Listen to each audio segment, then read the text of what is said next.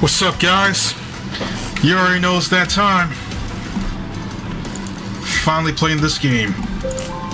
Hold on real quick. There we go. Just what I needed. Oh yeah, hold on real quick.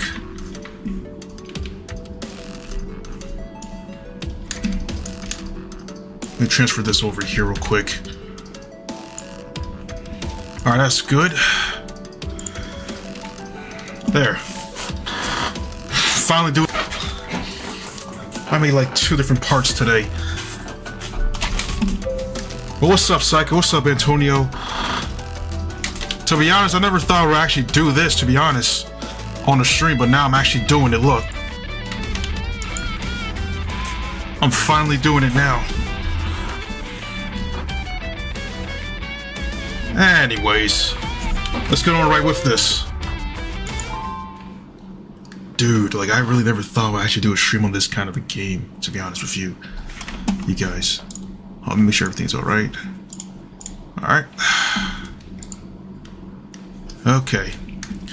So who's ready for this game today, guys? Because we are back on this series once and for all again. And now I'm just here for the actual time doing this. Only 8 days?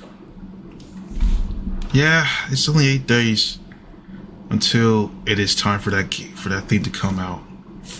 Just 8 days.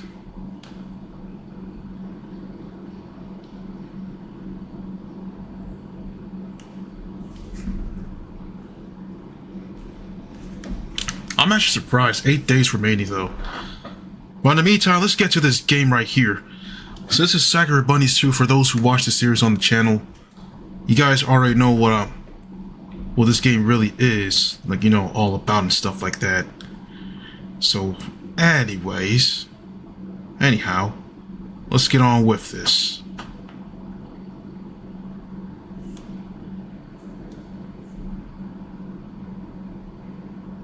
So, I just want to get started now with this game. I'm just actually surprised I managed to actually just play this for the stream today. Okay, all jokes aside, let's get on with this.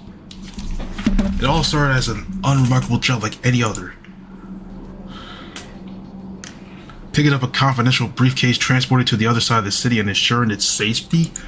Anyone unrelated to Ishigaki Incorporated wasn't allowed to lay their hands on it. Simple enough, or so I believe, until she showed up. Who could it be?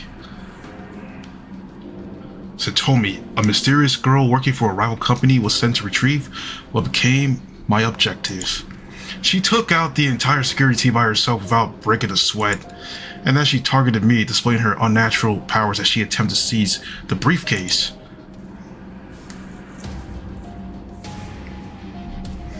As fate would have it, however, Satomi and I end up working together once successfully I finish my mission. It's rather strange, but coming to think of it, after everything we've gone through, I guess I could consider her my friend. Indeed, our friendship isn't regular in the slightest, though hardly anything is in this story.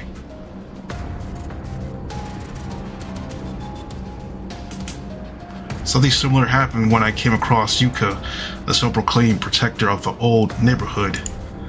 She mistook me for an unscrupulous banker looking forward to taking advantage of the poor, and ended up using her elemental weapons against me.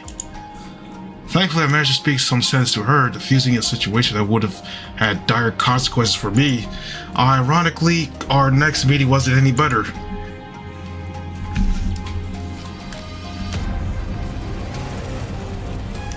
When our paths crossed again, there was an unavoidable conflict.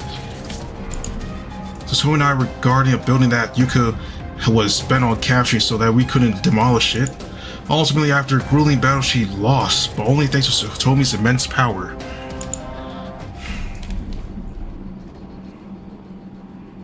Despite that incident, Yuka never turned into my sworn enemy.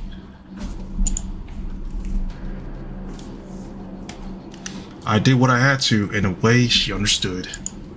Business is business. It has nothing to do with our private affairs. And that's pretty much business for you guys, like that.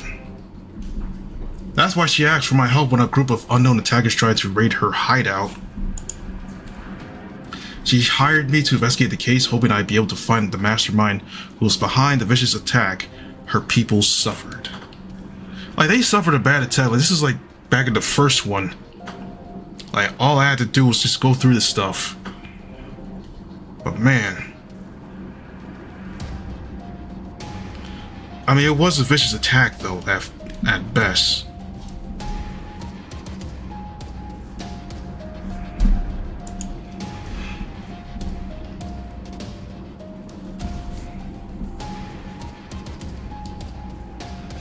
Aware that it wasn't going to be an easy job, I met with Riko, yet another girl, with the incredible ability to control those with weak wills.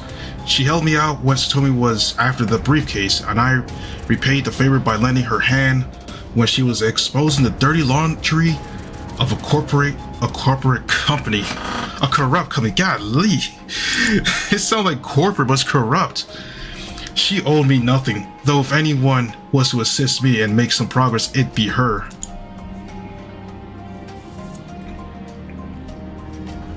Under the influence of her powers, the commissioner admitted to being bribed by a girl wearing a bunny suit, one that nobody knew of existence of.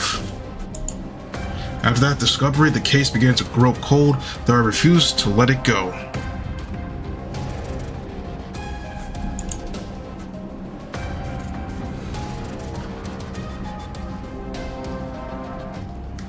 Find that the fourth bunny girl became my objective, an objective I was going to carry out until the very end. One way or another, I complete every single job I'm assigned, which brings me to here now. Now we meet again. I'll be damned, Yuri. Not only Satomi apparently is off the hook, but also there's another bunny girl. Really? A bunny girl that could be wicked than her? That's quite a scary thought if you ask me. We've got to find her once. But yeah, easier said than done. She's being cautious so as to not expose her true identity.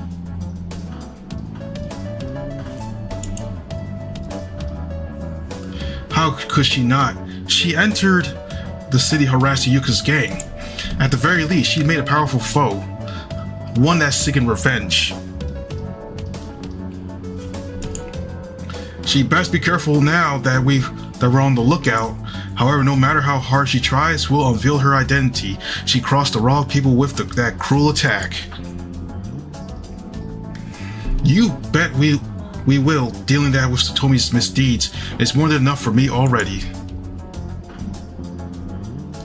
Like, Yuka isn't exactly the shining example of a perfect citizen, but at least she fights for what she believes is best for her people, and she doesn't seek trouble outside of the old neighborhood, so there's that. Riko chuckles at her comments, indirectly admitting that she prefers Yuka over Satomi. As far as I'm concerned, neither of them are black or white, more like a mixture of gray. Arguably, one mixture is darker than the other.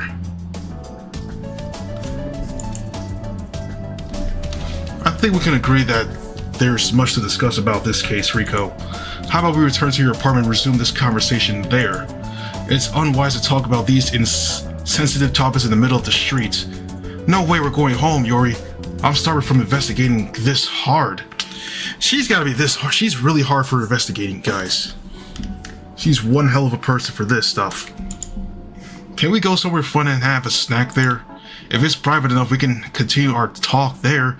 What do you say? What do you think about it, guys? Plenty of snacks and beverages at home? What do you say we go to May's coffee shop?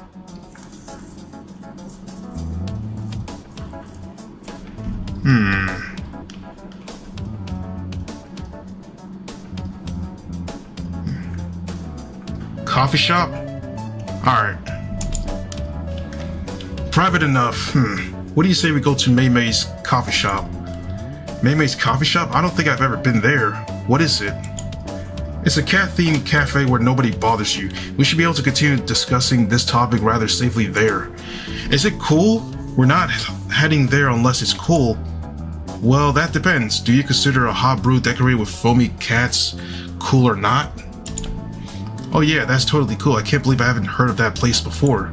But just to be safe, there are no actual cats there, right? Just cat girls, without any animals to accompany them. You see, I'm kind of allergic to their fur, and I'd hate to start sneezing non-stop. There are only cat girls around the shop, so you should be fine, Yuriko. In that case, what are we waiting for? Let's go visit Mei-Mei's coffee shop, or soon-to-be headquarters. With a peal of hearty laughter, Riko curls her arms around mine, waiting for me to take the lead and guide her to the quaint coffee shop. If I'm not wrong, it should be only a few streets away from here.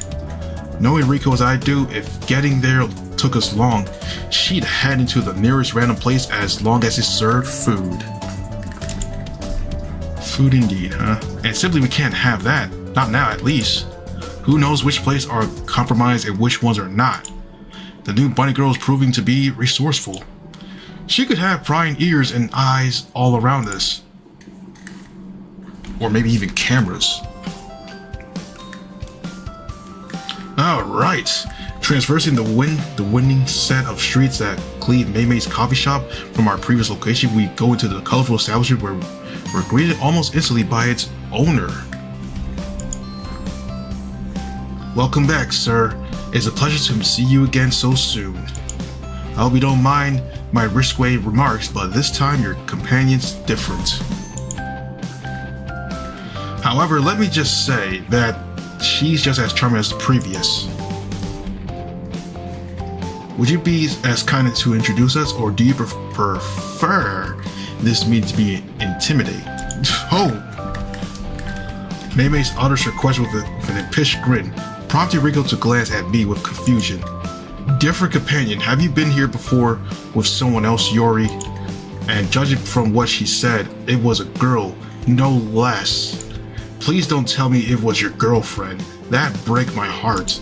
Picking on Mei-Mei teasing tone, Riko's bafflement swiftly transforms into mischievement, joining her in her attempt to make me feel embarrassed. Now she go from like feeling jealous to now trying to embarrass us right now. You see, that's pretty much what she'd do. Spending time with these two could be truly dangerous. If I'm not wrong, he claimed that the girl in question was only his perfect, innocent co-worker. Though that does a cat made like me know. These velvet ears of mine are whimsically and listen to whatever they wish.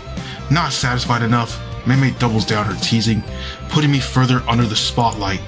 Is it me, or is she developing a taste for ruffling my feathers? What kind of a feather is she trying to ruffle?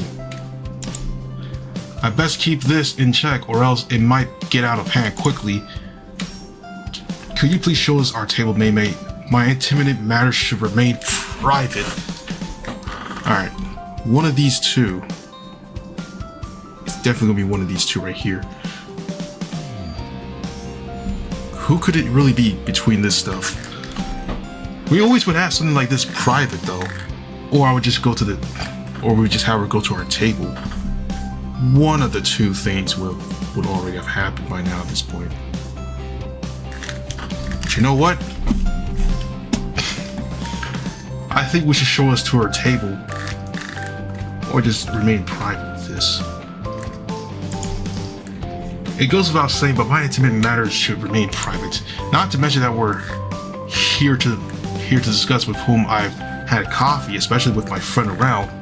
Hey, what's up, Kazuma? Welcome to the stream. Playing some Sakura bunny girls, bro. The second one is here after like 2 years. We're here to tackle some serious business privately. Oh, I understand what you mean. Just follow me, I'll take you to the most discreet table of my establishment. You should be pretty familiar with it by now. Unashamed, Mei-Mei winks at me as she conveys her playful observation, fueling Riko's curiosity so much that there's no doubt she'll ask me about this obscure girl as soon as we sit down. Oh, you've never heard of this game? Yeah, I've heard of this game from 2 years ago, like on WinCloud Games. But right now they finally decided to make like a second one, so it's actually finally here. So I was like, you know what, I gotta try this. Cause it's been 2 years, cause usually every year you guys will be seeing the Sakura sucking this, but now this is what we're going to be seeing this year and later this year, Sakura Satomi's 10. I'd rather not tell since there's some bad blood between them, but it's not like I have a chance now after so much teasing. Sooner or later I'll have to get even with you for this, Mei Mei. This is your table, sir, far away from everyone else, just as you like it. Now, what would you two like to order? The menu is lengthy, so please take your time while examining it. Well, it's my first time here. I'm open to suggestions, Mei Mei. If so, may I interest you in some pastries? They're always fresh right out of the oven. And vanilla ice latte we prepare here is simply perfect. You won't taste something like that anywhere else. I can't say no to sugar. Bring me the sweetest and most flavored cake you've got. As for vanilla ice latte, you can sign me up for that as well. Just make sure the foam drawing is overly cute so that I can post it on my social media. Sure thing, miss. What about you, sir? Would you like to order? To keep things simple, bring me the same as her. I'll keep it, I'm sure it'll be tasty. I like all the things in your coffee shop.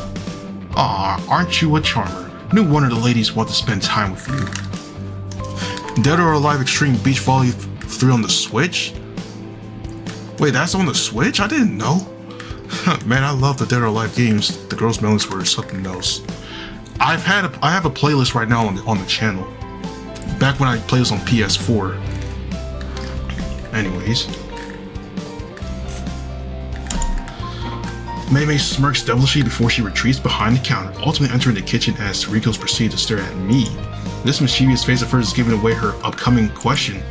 Well, damn, who would have thought you were a womanizer, Yuri? I'm at a loss. May I know who it is this other girl Mei Mei has been teasing you with? You're being falsely polite, Rico. You won't stop nagging me until I tell you. Isn't that right? You've got me. I'll keep asking you until you give up. So yeah, do us both a favor and speed things up by sharing that little secret with me. Ugh, fine. The girl Mei Mei has been mentioning since we entered the establishment is Satomi. As I expected, Rico jaw drops, her previous playfulness now replaced with genuine confusion. Hold on a second there, Satomi. Our Satomi? The one that wrecked half of the city to appease her superiors? That Satomi, yes. However, she isn't that heartless once you get to know her better. Thankfully, I had a chance to have a chat with her when I thought she was going to crack my head opening for making her fail her mission. You see, I find that hard to swallow, Yuri. I've been dealing with Satomi business for quite a while, and the way she carries out her tasks isn't gentle in the slightest. Are you sure she hasn't brainwashed your son? She could muster mysterious powers that neither of us was aware of. I'm sure she hasn't brainwashed me. She's just in the tight spot regarding her work. With a little luck, that'll change in the near future and she'll become less troublesome for you. Hello there, Solo Saturn Gaming. Welcome to the stream, man. I think it's been like a while since I have seen you. You've been killing slimes for 300 years and maxed out your level season 2 is a good anime. Only the Japan version. I never even heard of that one before. Might take a look. Yeah, right, she's been liking this for years. Deep down, I'm certain she enjoys what she does. A tiger can't change its stripes after all. Refuses to believe Satomi's character isn't that shallow. Rico giggles once more as Mei Mei comes in our direction with a tray brimming with delicious looking cake, slices, and a pair of tall cups decorated with foamy cats.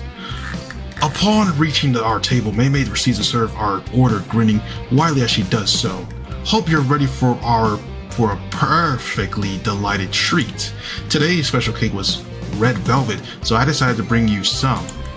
It was baked with lots of love and even more sugar. You won't be disappointed. And last but not least, there's a cup. Here's a cup of our finest brew, a companion to your cake's adventure. I sculptured the foamy cats myself just for you. Oh snap, this looks incredible. I totally have to come here more often, and you'll be coming with me, Yuri. Mei Mei's coffee shop is officially our headquarters now. Headquarters?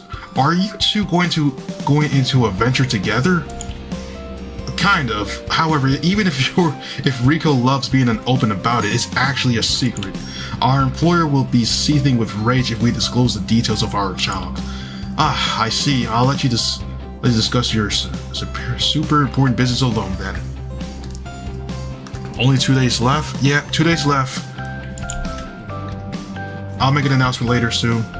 Don't hesitate to contact me if you need anything else. You know where to find me. With a curtsy and playful wink, Mei darts to the counter, stealing a peal of laughter from Riko as she produced her phone. I met that girl literally minutes ago, and I already like her, Yuri. Now, would you mind leaning back a little bit? I've got to take a picture of this amazing girl to make people jealous online. You didn't know you cared about social media that much, Riko.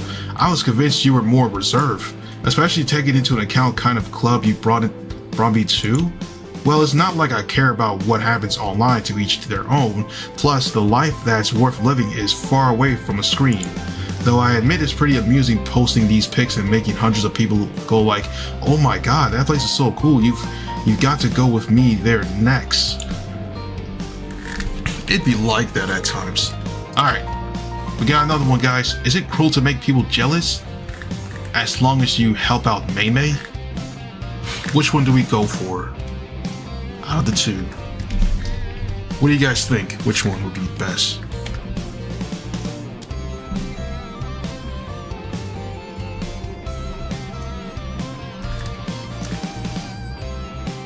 Between most of this kind of thing, it seems like a thing that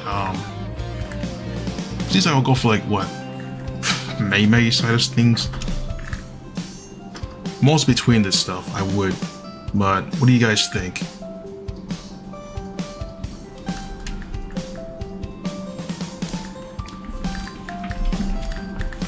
I'll go down with the final pick. Alright.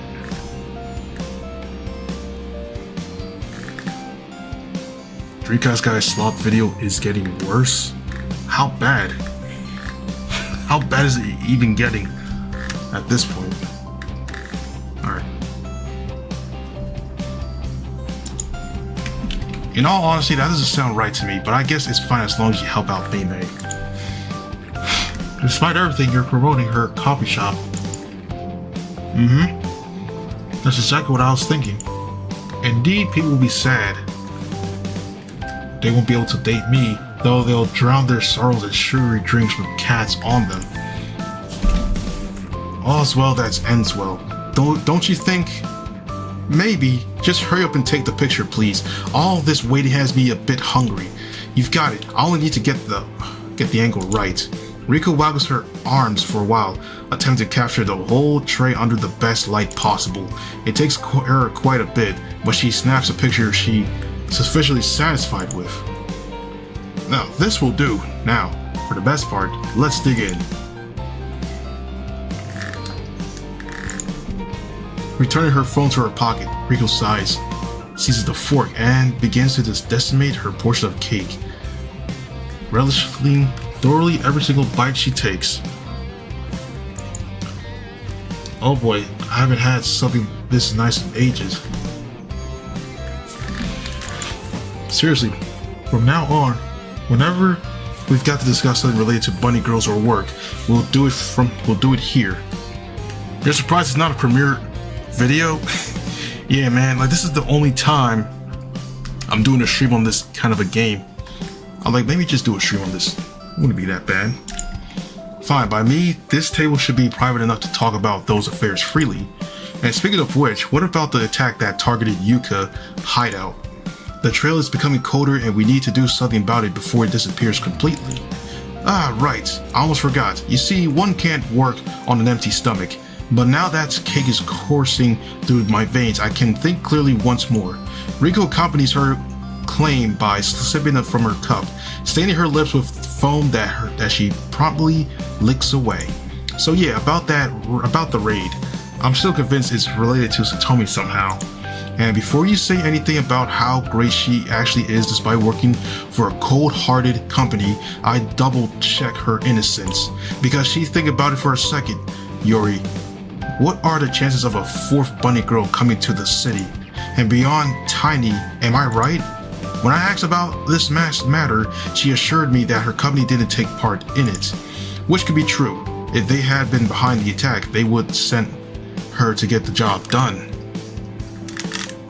Why does the anime character need to have a mole? I don't know. Well, probably it's how they just like, you know, just design the characters and stuff. Like if they want to like put such this and that on there. I always wonder why they would just do that. Maybe it fits the design of the tone of the character or something. I don't know. Poor unsuspecting Yuri. Large companies like those have 1,000 tricks under their dirty sleeves. They're not to be trusted. For now, our best bet is to ask Satomi about this again. Even if she wasn't directly involved, her company might have been. So maybe, just maybe, she could have given us more insight if that was the case. And what will happen if she was right and her company's off the hook? Then we'll have to hit the library and read every single Sherlock Holmes book available and put our thinking caps on to find our 4th bunny girl. It'd be like finding a needle in a haystack, trust me. I spent several years believing I was the only one. Riko dissolves into laughter as she continues to polish off what was left of her red velvet cake, not sparing even the poor little crumbs that keep landing on the plate. Entertained by the sight, I chuckle softly as I proceed to take care of my own cake. Its intense yet agreeable flavor invading my palate almost instantly. However, despite how sweet this treat is, I can't shake it off.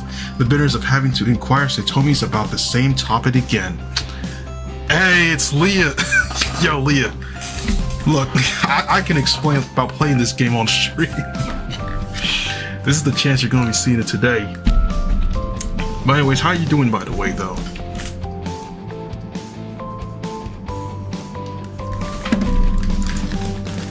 She insisted on her innocence, and I believe her. Knowing her as I do, she won't take lightly to being interrogated once more despite all the previous talks we've had. Start explaining, dude. We're playing this game today. This is the second one that came out. Like this week on Monday it came out. Like it's been 2 years since they made the last one. Now we got the second one here. And it's all about bunny girls, but top secret bunny girls going around and stuff, fighting to get on top. Anyways, after having to bid Riko goodbye, which took an unduly amount of time after her firm request have yet another coffee and more cake, I set off to Satomi's apartment complex. The sun is nowhere to be seen near the horizon. She must have arrived home after a long day of work. I was a good one because my pointed questions are about to make it worse. With this regrettable thought in mind, I rang the doorbell waiting for a familiar voice to greet me. The intercom doesn't take long to boot up, produces a sharp beep to inform me that I'm no longer alone. This is a private residence. We're not interested in whatever service you're offering. Thank you. First you mistook me as the mailman, and now you mistook me as the peddler? That's crazy. Yo, that's crazy. Next week, let's go. Yep, Switch is coming on next week, Thursday, y'all. I would never expect you to stream this, though. Usually it would have been a video, but I decided let me just do a stream just to like end off May entirely. So I'm trying to end off this entire month with all this stuff, and then from there, I'm still gonna make more of this series if there's like, you know, more coming out within the next month or two. It's just I'm trying to get things ready for the Switch 2 and stuff like that. So today you see the stream, and then tomorrow Splatoon, and Friday the last Mario Kart 8 Deluxe Fest, and from there we go into Switch 2 from that. I really need to change my style so that I become more recognizable. Yuri, is that you? Sir, my mistress. Acquaintance? I believe she called me a friend once, but yes, that's me. Is Satomi home? We need to talk. It's a delicate matter. My mistress is home. Yes, she arrived recently and she's tired. I'll ask her if she'd like to enjoy your company. Please be as kind as to wait while I ask her. Not even 5 seconds passed before the door unlocks on its own, wordlessly answering Aki's query. You're in luck, sir. My mistress is interested in spending some time with you. She'll be waiting for you on the balcony. Please do not linger. You're fortunate as she's allowed you to enter. Switch 2, despite the fact you ain't even in a rush to buy it. Yeah, I get that. But I'm actually got my pre-order set, so next week is going to be the time. I'm aware of that, Aki. Still, thank you for conveying my message to her. The entry phone goes silent as I set foot inside the building, directing my step towards the elevator. I hope you've uncorked another bottle of white wine, Satomi. I believe we'll both need it. You got low-key cook for your dinner? Don't burn the dinner. It's gotta be hot and fresh. Dutifully, Aki and Ayako escort me to the balcony, closing the door behind them to ensure our privacy. We'll all be playing Mario Kart World next week. Yeah. It's gonna be one hell of a thing, man. Oh, man. Like, playing that game next week is gonna be one heck of a time. That's where I find Satomi leaning against the balustrade while gazing at the spectacular views that can be seen from her apartment. Acknowledging my presence, she turns around and beams at me, handing me a glass full of what I believe is pink wine. You have 24 players. Yep, the era's almost over, too. Good game. Such a good game, but anyways, it's a pleasure to meet you again, Yuri. I must admit, it makes tedious days like this more bearable. But please don't get lost in my rambling. Savor this rose wine first. It's from Italy, one of the best bottles I could lay my hands on. I appreciate it, Satomi, and here I thought it was called pink wine. That's a common mistake among those who are getting introduced to this flavorful world. But don't worry, with me you'll learn all there is about wine and how to enjoy them to the fullest. Satomi smirks at me almost seductively as she takes a sip from her glass, triggering me to do the same. Let me go put my dinner on. Hey, she's gonna put her dinner on for us, y'all. Shout out to Leah. Unlike the white wine I had with her last time, this brew is a fruitier with a citrusy aftertaste. It's more refreshing and still, I'm certain it's just as heaty.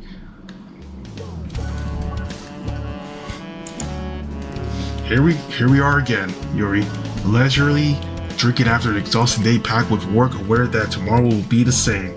As the saying goes, there is no rest for the wick. Is it now?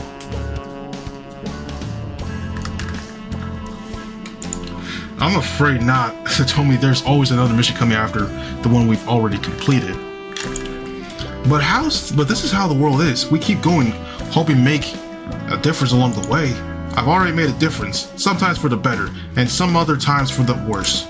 Though I guess in the end, my actions balance themselves out, or so I have faith that it works out that way. Satomi giggles softly at her comments, wetting her lips with her bubbly drink. I can't begin to imagine what she's been ordered to do for her company this time. Anyways, I assume you haven't come to visit me only to hear me talk wistfully about life, Yuri. There's something that either affects me or is related to me. That's correct, Satomi. I've used my free time to continue investigating the goons that assaulted Yuka's hideout. And I've discovered a most interesting piece of information. A girl wearing a bunny suit bribed the police to not meddle in their dirty business. Upon hearing that fact, Satomi leans forward, her curious gaze locked on my face. A bunny girl, you say? You've managed to baffle me, Yuri. As far as I know, there are only 3 bunny girls operating in this city. Riko, Yuka, and me. It's been like that for an awfully long time. A 4th girl couldn't have appeared out of the blue. It has arrived in the city expressly to attack Yuka and destroy her gang. Are you sure they're not into some sort of shady business? You can draw truly unwanted attention if you stick your nose where you shouldn't. Yuka only cares about the old neighborhood. I can't picture her pissing off evil corporations. It doesn't have to be an evil corporation. She's infuriated many powerful people and made a fair bunch of enemies. One of them might have decided to put an end to her fully and hire mercenaries to take care of her for good. Take it from me, don't go against a bank unless you know what you're doing. Keeping her scoffing tone, Satomi chuckles once more, emptying the contents of her glass. With nothing else to drink, Satomi detaches herself from the balustrade, inching in my direction with a devilish expression I know well. Still, despite your beloved friend having earned a quite grisly reputation, you dropped by to accuse me once more? Isn't that right, Yuri? I could tell what your intentions were from the very moment you rang the doorbell. I'm not going to lie to you, Satomi. What you said sounds feasible enough, though Riko insists that it's extremely unlikely for the fourth bunny girl to have appeared in the city. She believes that your company is behind the attack, even if you're unaware of it. People like the PlayStation 5 is cheaper. People like the PlayStation 5 is cheaper than the Switch too. What? Didn't they up the price on that thing? Along with the Series X too? Like, how do you go to just straight up outright assume and just be like, oh, it's cheaper? Dear Neptunes.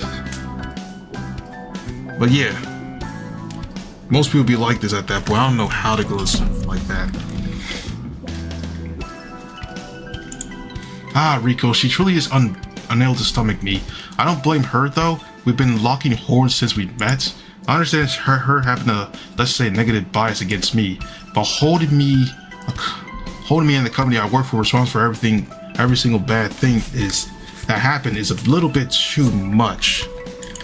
Tell her on my behalf that she should stop allowing her feelings to cloud her judgment.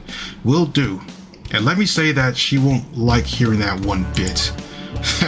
I know, I wish I was there to see her face. Satomi accompanies her message with a playful wink, fetching a bottle of wine afterwards to delicate or pour some more liquid into her glass. So yes, as I was saying, my company did not orchestrate the attack, Yuri. I'm not the sole bunny girl working for them, and wasting my skills to bribe the police sounds utterly ridiculous. You know firsthand I would have burst into the building with my bare hands and emptied it in a matter of minutes. How confident you are. There's a rogue bunny girl. Are you positive that your company isn't keeping secrets from you? Better to pay $80 for one game? Yeah, I agree.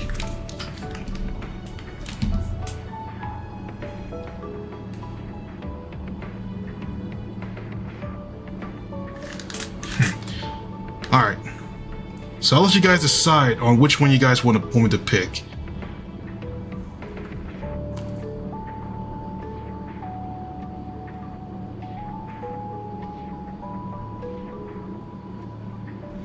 So which option should we go for? One, option A, or option B? Between these two. Remember to add a cost of a TV. A? Alright, let's go with this. No offense, but the people you work for aren't what one call clean. Are you positive that your company isn't keeping secrets from you? Perhaps you have another girl like you working for them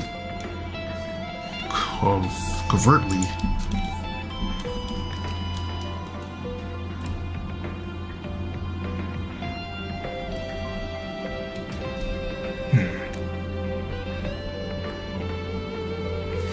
Impossible. Do you have any idea how complicated it is to find and then convince someone like me to take care of the dirty jobs?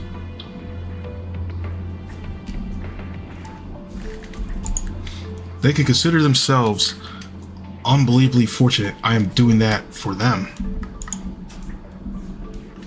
Displeased with the fact that Satomi heaves alongside, shortly by sipping from her glass. Seriously, Yuri, you need to accept that the scope of that attack is way bigger than you imagine. The sooner you do that, the better it'll be for your case. You'll start spotting leads where there was nothing before. That said, since I don't want to end this conversation on bad terms, would you accept an invitation from your friend? I want to invite you for some coffee at May's coffee shop. That should dispel your mistrust towards me. Is this bribery or a sign of good faith, Satomi? A mixture of both. However, I'm about to make this proposal twice as enticing.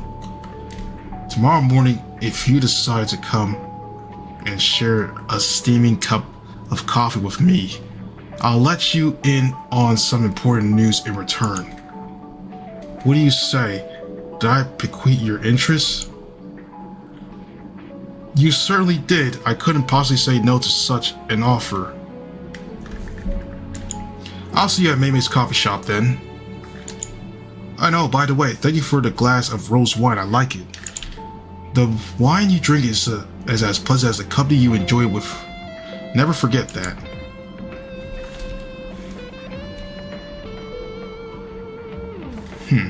Satomi toast in my honor as I leave my glass in the living room, bidding my host and her maids goodbye before exiting the apartment, heading to mine.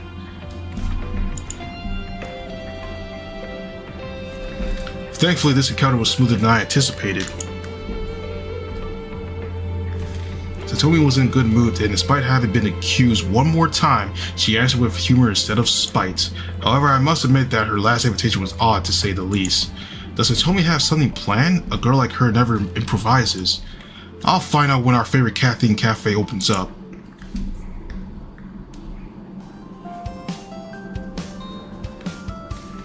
I'm willing to show up to my appointment late. I take a quick shower, skip breakfast, and head to the always bustling street, making it to Mei's coffee shop a few minutes after it has opened. Hold on. The Switch 2, including a display of 120Hz 1080p with high dynamic range. Some would say that for the Switch 2 itself, my friends believe that it wouldn't run like, most games at like what, 4K 60Hz, 60 FPS, something like that, or 120. I mean, it's only for like probably some games, I believe it would. I never skip breakfast since it's the most important meal of the day, though today I've made an exception because I'm certain that Mei will be able to provide. Will I have cake, waffles, or cat-shaped pancakes? I'll allow the order to decide for me. Her taste is impeccable. She hasn't failed me even once. Daydreaming about suckling pastries, I pushed the door open, revealing the sights of an empty cafe. I guess I arrived too early. Not even Satomi is around. She would have told me instead of a vague meeting time. Greetings, sir. You've come to see 2 days in a row. How cute of you. But you're alone today. How strange. You're always surrounded by fantastic people, and rather gorgeous too. Are you perhaps waiting for someone to come? For this one. Tease Mei and tell her that you're meeting her. Oh. Actually, in fact, yeah, let's do this. Teasing her, bro. Welcome back, Leah. Well, actually, I was hoping you'd spend some time with me, Mei. It's been so long since we've been together alone. I appreciate it if you could fulfill that need. That's flattering, sir. Indeed, we haven't been able to chat privately for quite a while. Don't tell anyone, especially my customers, but I had a blast the last time we got personal. Instead of withdrawing from my ETs, Mei cranks things up a notch, grinning at me suggestively while blushing. Did she pick up my attempt to mess with her, or her feelings genuine? For now, my safest bet will be to ignore it and change the topic. We've known each other for quite a while now. Mei, I think you can drop some of that politeness and call me Yori. Are you sure, sir? I've never called a customer by his name before. Absolutely. It'll help you to see me as a friend rather than yet another customer. You're very right, Yori. I did it. I called you by your name. How exciting. Yeah, it's not OLED? I was hoping it was OLED at first, man. But they never did that. Should be maybe later on. However, I'll only refer to you by your name when we're alone. I can't allow the rest of my customers to know you're receiving special treatment. That sounds fair to me. I don't want to damage either your cafe or your reputation. Talking like this private will suffice to prevent anything bad from happening. It'll be our little secret. Mei whispers the last part of her sentence to my ear, her voice so sensual it gives me goosebumps. Noticing my obvious perplexity, Mei bursts into a peal of chirpy laughter as she proceeds to guide me to my familiar table. However, instead of taking my order, she sits down in front of me, staring at me intently. Since we're getting closer, I want to ask you something a bit too personal, Yuri. The zesty girl you had coffee with yesterday, would you tell me more about her? Yo, that's crazy. Yo! So she's preferring Rico as zesty? That's wild. If you want to, of course, I'd hate to nose into the topics that are best left untouched. I guess I could talk about about Rico. What do you want to know exactly? Nothing out of the ordinary. What does she do for a living? Your relationship with her? That kind of thing, you know. Mei utters her questions with a smirk on her face, rather unashamed to be speaking to this directly. I don't think she's got this comfortable with me before. In a way, I'm glad it's like that. It shows that her playful personality is more than just an act to alert customers. Well, I'll struggle to tell you about Rico since her life is complicated to describe. To begin with, her job is hard to explain at the very least. Let's just say she's very into the stock market. Oh, she's like a broker then?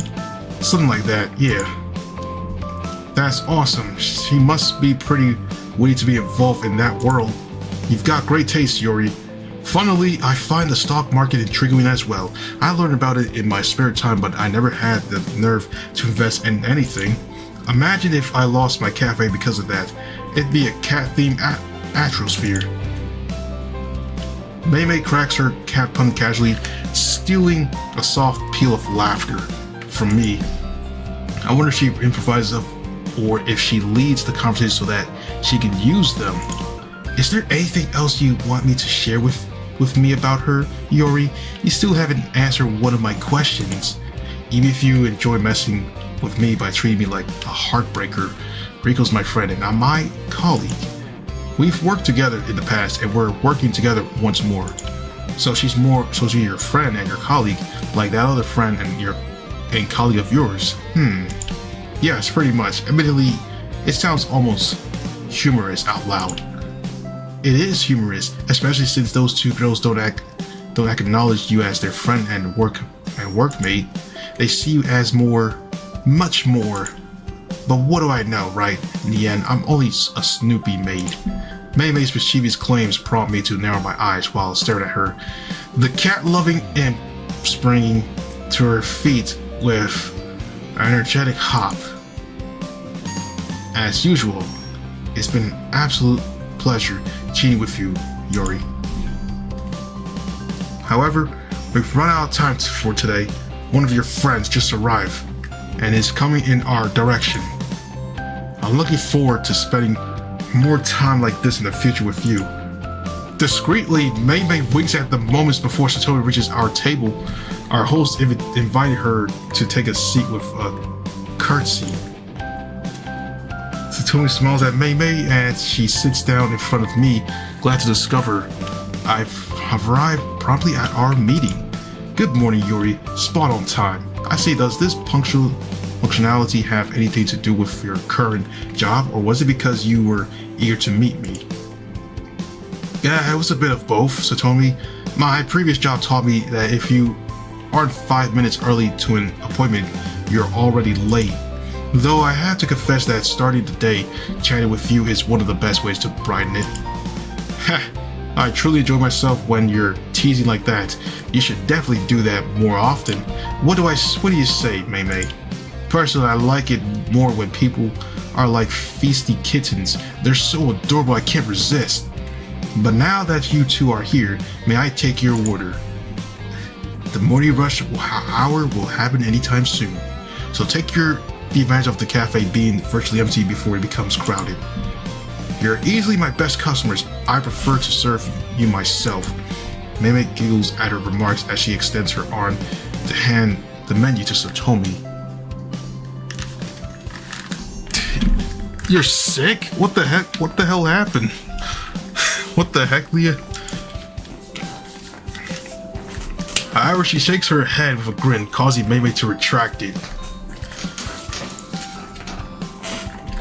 We'll have the usual, Mei. We won't stay too long since we have errands to run. Ah, very well. Then I'll be back with your order in an instant. With a cute bow, Mei abandons the scene, entering the kitchen and returning with a tray of coffee and some pastries. Then she withdraws again, leaving Satomi and I alone.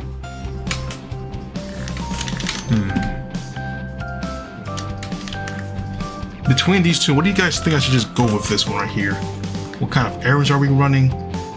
Did you meet me to offer me more work? It's like A or B. It's like one of these two things here.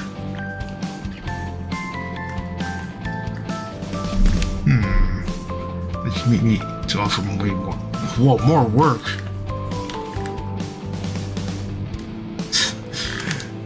Dude, you went to Paris despite the fact Paris is an absolute shithole, and you came back home today, you fell asleep, and you keep sneezing and blowing your nose. Sheesh, that just reminds me of that time I went to a whole party and then came back the next day, and I was just all sick all of a sudden. Jeez, is Paris really that bad nowadays at this point? Like, what has the world gone to at this rate?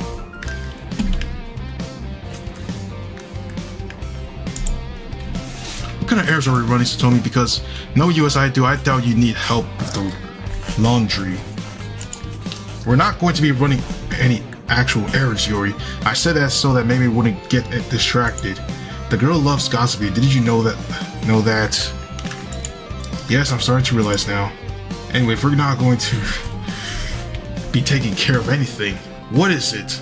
I'm still waiting to hear that important piece of news you told me about. Don't get angry at me, but that was a trick as well. I have no news to share with you. However, I do have a proposition to make you, one that involves a trip to the jungle that closes to the city. Satomi adds up to myself of her offer by sipping from her cup.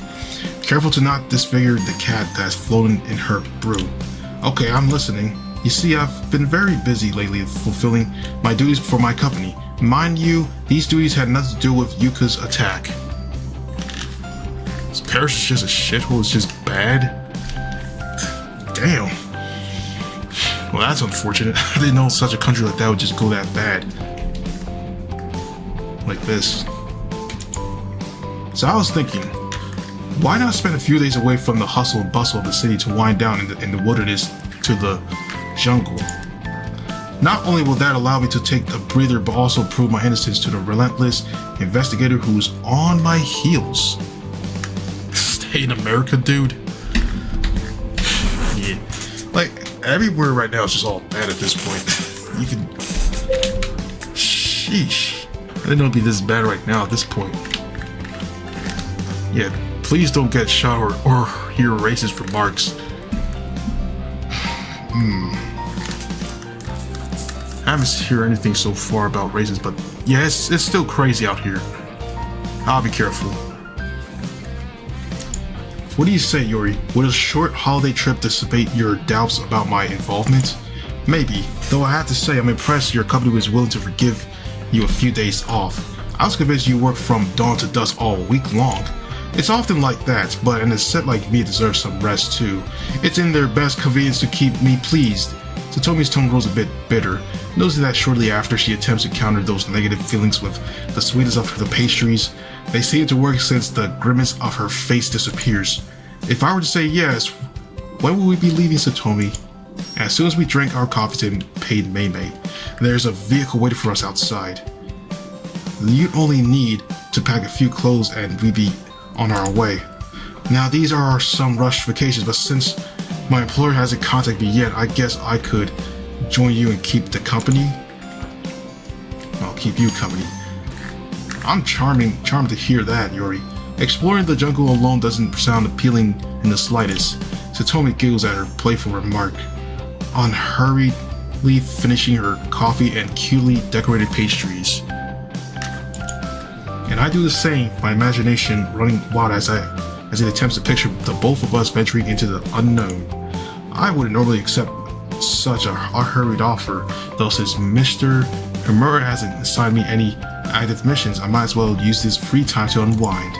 Moreover, if I play my cards right, I'll be able to get to know Satomi better, which will prove her innocence once and for all. Now, before we leave, where did I put my mosquito repellent spray? I better recall where I placed it, or else this will be a one-way trip. Wait, be honest with her. Be honest, you want her?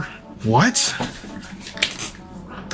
I mean, well, I don't even know what to say about that. You're gonna get no sleep tonight? You slept all day? That's just like me all the time whenever I go to bed.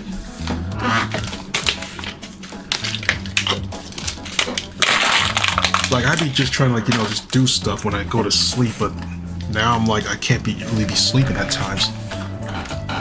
Do I really want her? I don't know. I mean, shoot.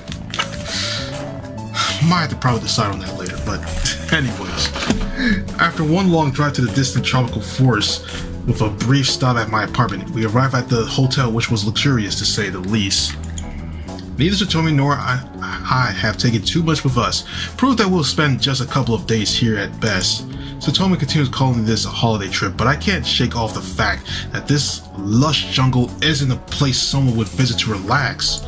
I'd understand it if she wanted to spend a day at a hotel's pool bar. However, here we are in the middle of the rainforest surrounded by exotic flora that belong in an encyclopedia. What's the matter, Yuri? Can't keep up? According to the guide, this trail was supposed to be for beginners. This trail was for beginners until you decide to leave it and explore on your own, Satomi. We'll be in some serious trouble if we get lost. First of all, we were to reach the river. We have no choice but to abandon that blazed trail. And secondly, you're forgetting the fact that I'm a bunny girl with incredible powers. We find our way home in no time, but rest assured my orientation skills are remarkable. There will be no need for me to transform. I'm counting on you, then. I'm not used to roaming these wild environments. Well, it's never too late to learn something new. Don't you think?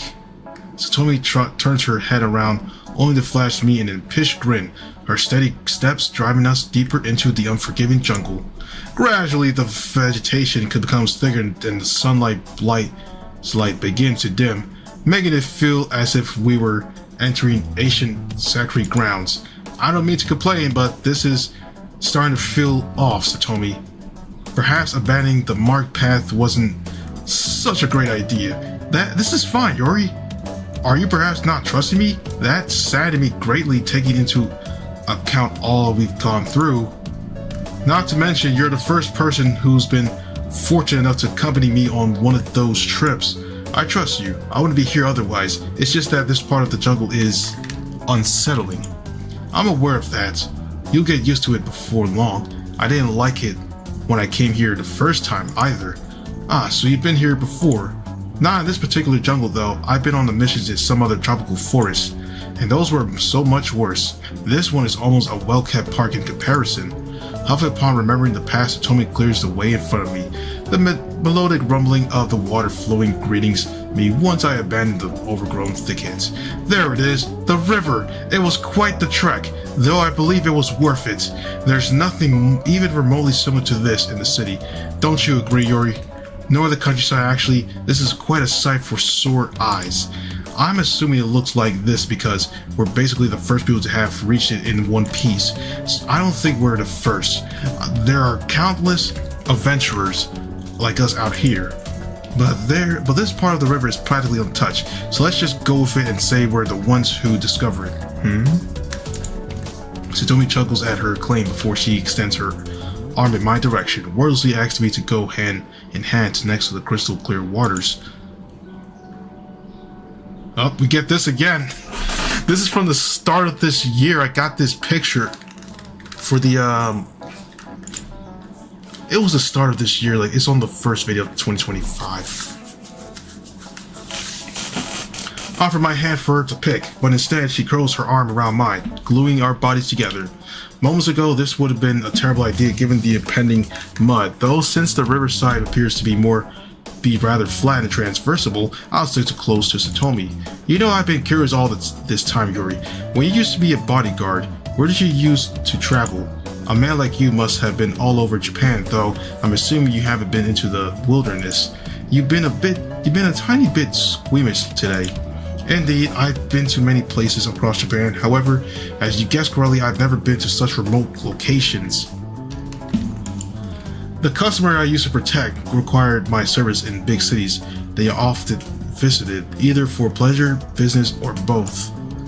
That's why it's so simple for me to hop from one city to another. I've been doing that since I was hired. What a pity.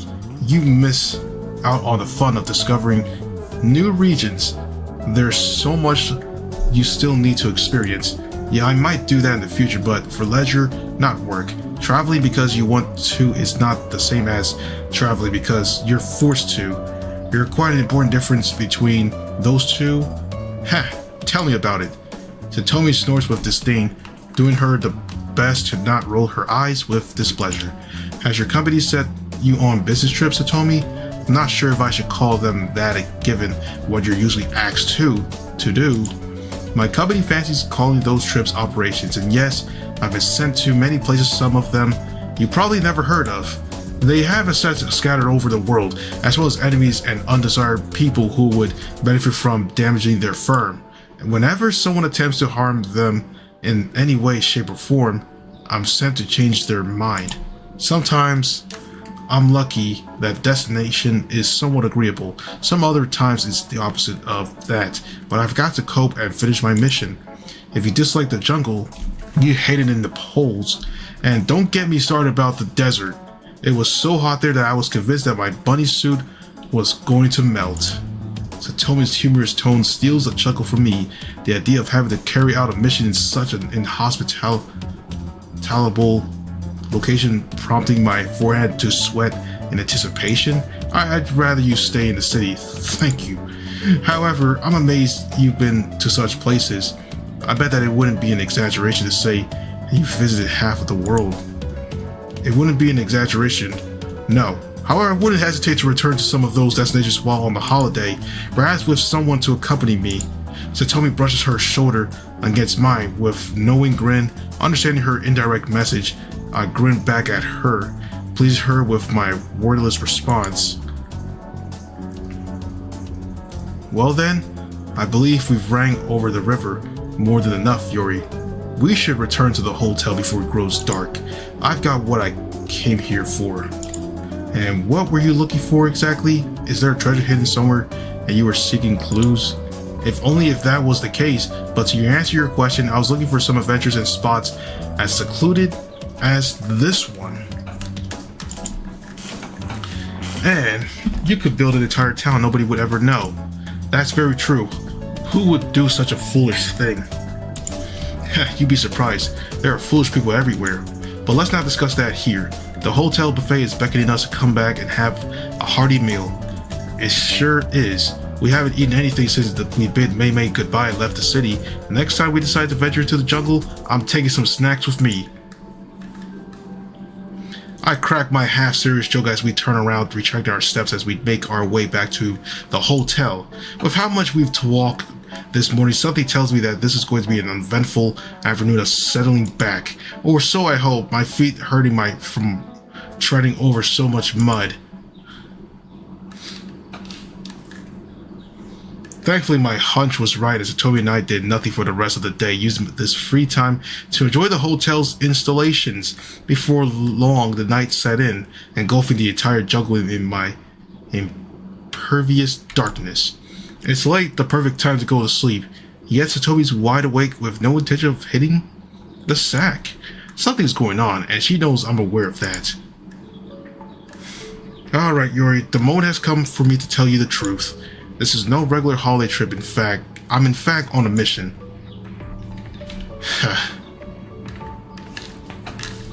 Why am I not surprised? Satomi, you having free time was too good to believe. And since that's the case, I'm pretty certain that our previous walk together was somehow related to your mission. Precisely, I was scouting the area searching for the hints that give away the location of the bandit outpost that's disturbing the local production lines. They've been pestering my company by raiding their convoys for quite a while now, and enough to have them send me to put an end to this issue. That explains why you wanted to abandon the trailing and go on your own to find the river. I suppose that the outpost is close to it. You got dinner? Let's go. What you got for dinner? But why would you bring me with you if you could take care of this blindfolded? But a few outlaws are no match for you. Perceptive as always, I see. Yes, the outpost is less than a mile away from the river. I spotted some steps that surely belong to the bandits. Criminals need to drink too. For dinner, you got classic fish and chips. Is that some sort of a UK kind of a thing? Wait, fish and chips?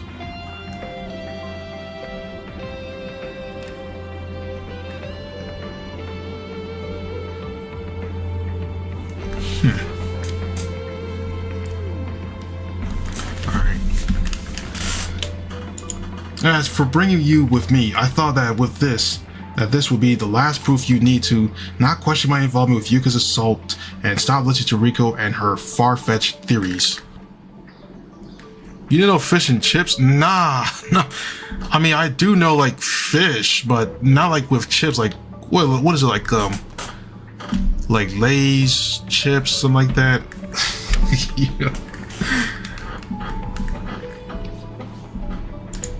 My company has better things to do dealing with an significant gang leader and their harmless gang. Their scope is way larger than that. Like, I'm trying to... Like, I never even heard like such a thing like this. Lay's chips. Let me search it up. Fish and chips. Not food truck, like...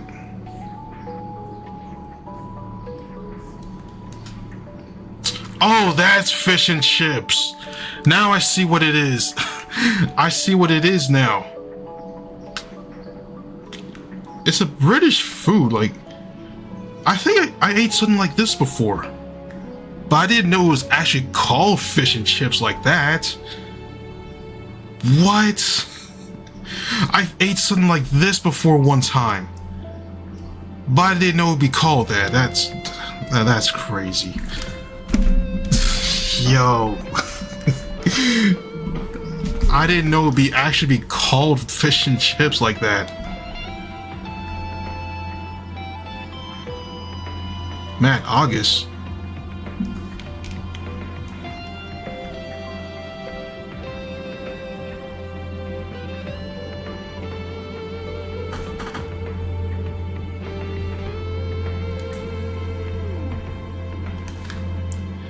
What else would it be called?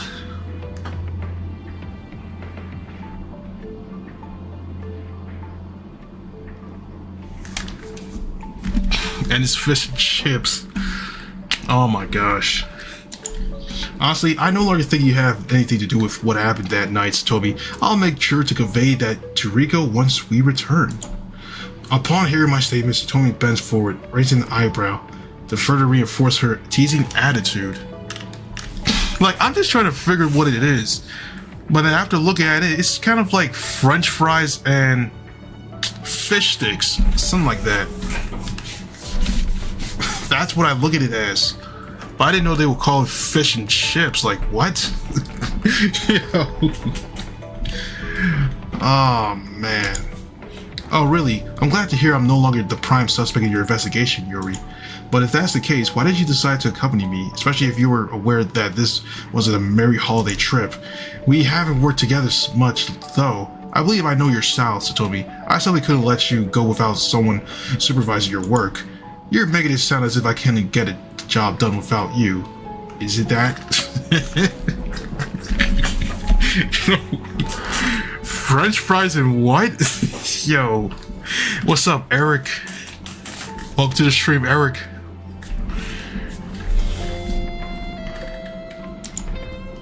Absolutely not. I'm just worried about the poor bandits that'll have to face you on their own. In fact, I pity them. Besides, it doesn't hurt to have a friend looking over you so that you don't get in trouble. Don't you agree? Satomi stares at me in silence for a few seconds, struggling to find the right words to answer me. In the end, she limits herself to bursting into laughter, tapping my shoulder with one hand while she points at the door with the other. It's not like I need it, but having a friend nearby could be useful. At the very least, you'll make the trip less tedious with your chatter. I'll do my best to keep you entertained, Satomi. The trek wouldn't be a bed of roses, so we might as well chuckle a bit along the way. A bed of roses. To prove that she agrees with me, Satomi nods with a smile on her face, sliding the door open so that the trickiest part of her mission can begin. Ready or not, here we come, outlaws. Ah boy, here we go. Shrouded in a black mantle, we head back to the jungle trails, the dim moonlight barely illuminating our way. I'm wearing the same clothes as the morning where Satomi changed into her bunny suit in the instant we were far enough from any prying eyes. Oh crap, yes sir. I'm playing this game on stream. I guess I'll have to order some dry clean after this trip. Wish I could put on an outfit like Satomi does in the bat of an eye, though I prefer something a bit looser. I don't think that this skin tight look would fit me very well. We're nearing the outpost, Yuri. Can you hear it? It's complicated discerning anything from so many loud noises, but I believe I can hear some distant voices and a faint buzz. Yo, imagine if you're the main character right now named Yuri, right? Imagine you have to wear the bunny suit that she's wearing. No way there will be any guy out here that'll be doing this. You cannot pay me enough to wear this suit out for just something like this. Yo. Distant voices, I tell you. The voice belonged to the bandits, and the buzz is produced by the generators they're using to power up the outposts. If they had been dumb enough to have connected to the grid, my company wouldn't have sent me in the first place. Who would have they sent then? I can't imagine anyone else doing this kind of job. I might be the spearhead of their forces, though. There are many more apart from me. Just like it happens with your company, they have security teams that protect, escort, and defuse hostile situations when needed. However, I agree with you. I can't imagine anyone else doing what I do. The rest are so inefficient compared to me. They need to send hundreds of people to the jobs I can do alone with one hand tied behind my back. Satomi picks on the subordinates as we continue to draw closer to the outpost. The artificial buzz clearly audible now that we distance ourselves from the river. The outlaws are right behind the line of trees. Yuri, this is how we're going to do it. First, we're going to split up and infiltrate the camp silently. I don't want anyone spotting us when we're in. Then we're going to take them out one by one until we've secured the area. Once that happens, my mission will be over and we'll call it a day. Do you have any questions? Only one. What will happen if the stealthy approach doesn't work? Well, if that were to happen, it'll be showtime. Satomi replies with the teasing smirk on her face, using her powers to jump to the other side of the outpost undetected. She waits until I get into position, hiding inside of a bush as the view of the outpost unfolds before my eyes. This place is way larger than I imagined. With these many buildings, it resembles a village. Not just a village, this looks like an entire... It's like something from Call of Duty, or something that looks something off of Fortnite, that one map location. And to top it all, the area is crawling with armed bandits. They're patrolling the borders while using floodlights to ensure nothing escapes their past their gazes. If this is their degree of security, what they raid must cost a fortune. That's the reason they're drawn to Satomi attention, something they're about to regret. Synchronized with my bunny suit partner, I leave my hideout behind and enter the wolf's den, using the few shadows I find to merge with them and go unnoticed. My previous jobs never acquired me this sneaky. I guess this is as good as of a time as ever to learn how to become undetectable. Rising up to the challenge of acting like a wraith, I lie and wait while a guard moves nearer, completely unaware of my presence. I ready myself as I only have one chance at this. What the The bandit steps next to me, spotting my silhouette from the corner of his eye, but it's too late for him since the next thing he sees is my fist sinking into his face. I knock him out, seizing his body and placing it against the cover I was using before it falls to the ground and produces a loud thumping noise. One outlaw less, many more to go. Ensuring that I'm concealed, I glance over the other end of the outpost where I spot Satomi getting rid of the bandits in a similar fashion. Unlike me, however, she's moving like a greased lightning, dashing from one foe to foe without making a noise. Those powers of hers surely are handy. I can't help but wonder how it would be to have a fraction of them at my disposal. I snap back to reality when a guard exits one of the tents, stretching his arms nonchalantly as if the campsite wasn't under attack. Believing that all is fine, he begins to patrol the border like the fourth bandit, his confusion growing when he's unable to spot his friend. Not wanting him to make a fuss over it, I sneak up on him, tapping his shoulder lightly so he'll face me. Hey, where did you go? The boss would be pissed if he spots you slacking off. He talks to me as if he was my companion too, but to his dismay, he soon discovers that not the case. My first explaining to him the situation that he is in. Once again, I managed to neutralize the enemy with a single blow. It's useful technique, but my knuckles are hurting from punching this strongly.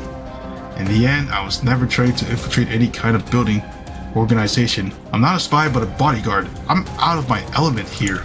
Though given my current performance, I say I'm doing a great job so far. This seems pretty cool. As if the universe had heard my thoughts, a blurry racket suddenly rings out, the entire outpost becoming aware of our presence in the worst way possible. Someone sounded the alarm. How? Neither me nor the two guards I've knocked out have been spotted. Whatever the case is, stealth is no longer an option. As Satomi said, it's showtime. So following her plan, I race to the center of the campsite. Satomi waited for me there with her arms crossed, defying the increasing number of bandits that's surrounding us. Stop right there, intruders. Raise your hands in the air and surrender. If you comply, I promise I won't hurt you much. Hurt me, you say? Ha! Wouldn't you be able to hurt me even if you shot that rusty weapon of yours at a point blank? Don't you dare talk to me like that, unless you want to see your brain splatter on the floor. I love to see you try, idiot. Oh! I definitely like these characters. Definitely. Oh, Glee, bro. Look. Look, it has to be something, alright?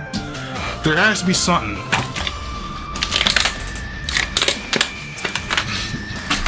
All these, bro, like, and you're just getting onto me with this. Oh boy. Enough. Nobody disrespects me. Die. The outlaws shoot at Satomi, who effortlessly stops the bullet with her hand, just like she did when she tried to steal the briefcase from me. Everyone looks in awe, disbelieving what their eyes just witnessed. That was a lousy attempt to get rid of me, idiot. Bullets cannot touch me. They're so very slow. What? Yo, come on, Lee. Yo, you're just glazing upon this, Lee. What the heck? I can see where this is going. Perhaps you should come closer and defeat me personally. Or are you afraid of a woman in a bunny suit wiping the floor with your ass? What? I'm not afraid, and even less of someone like you. If I have to take you down with my bare fist, so be it. Falling for her taunt, the leader drops his weapon and charges at Satomi, who doesn't budge an inch, even when his fist is about to come in contact with her face. How am I even... What do you mean I'm blushing? What? That's cap. That's cap. Yo, that's cap. However, when he's milliseconds away from landing a successful hit, Satomi dodges his attack, reposing with a push that sends the poor man crashing against a wall. Unsurprisingly, he's out of combat. The rest of the band is terrified by that show of a brawn. She took out the leader without even blinking. We must avenge him. She can't possibly defeat us all if we attack one at once more. Yo, Leo, what the hell? I knew it. Oh my gosh.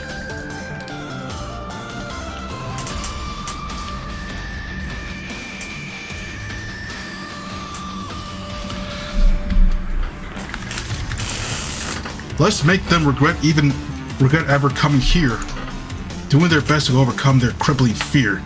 Their entire camp sprints in our direction. Satomi giggling softly in anticipation.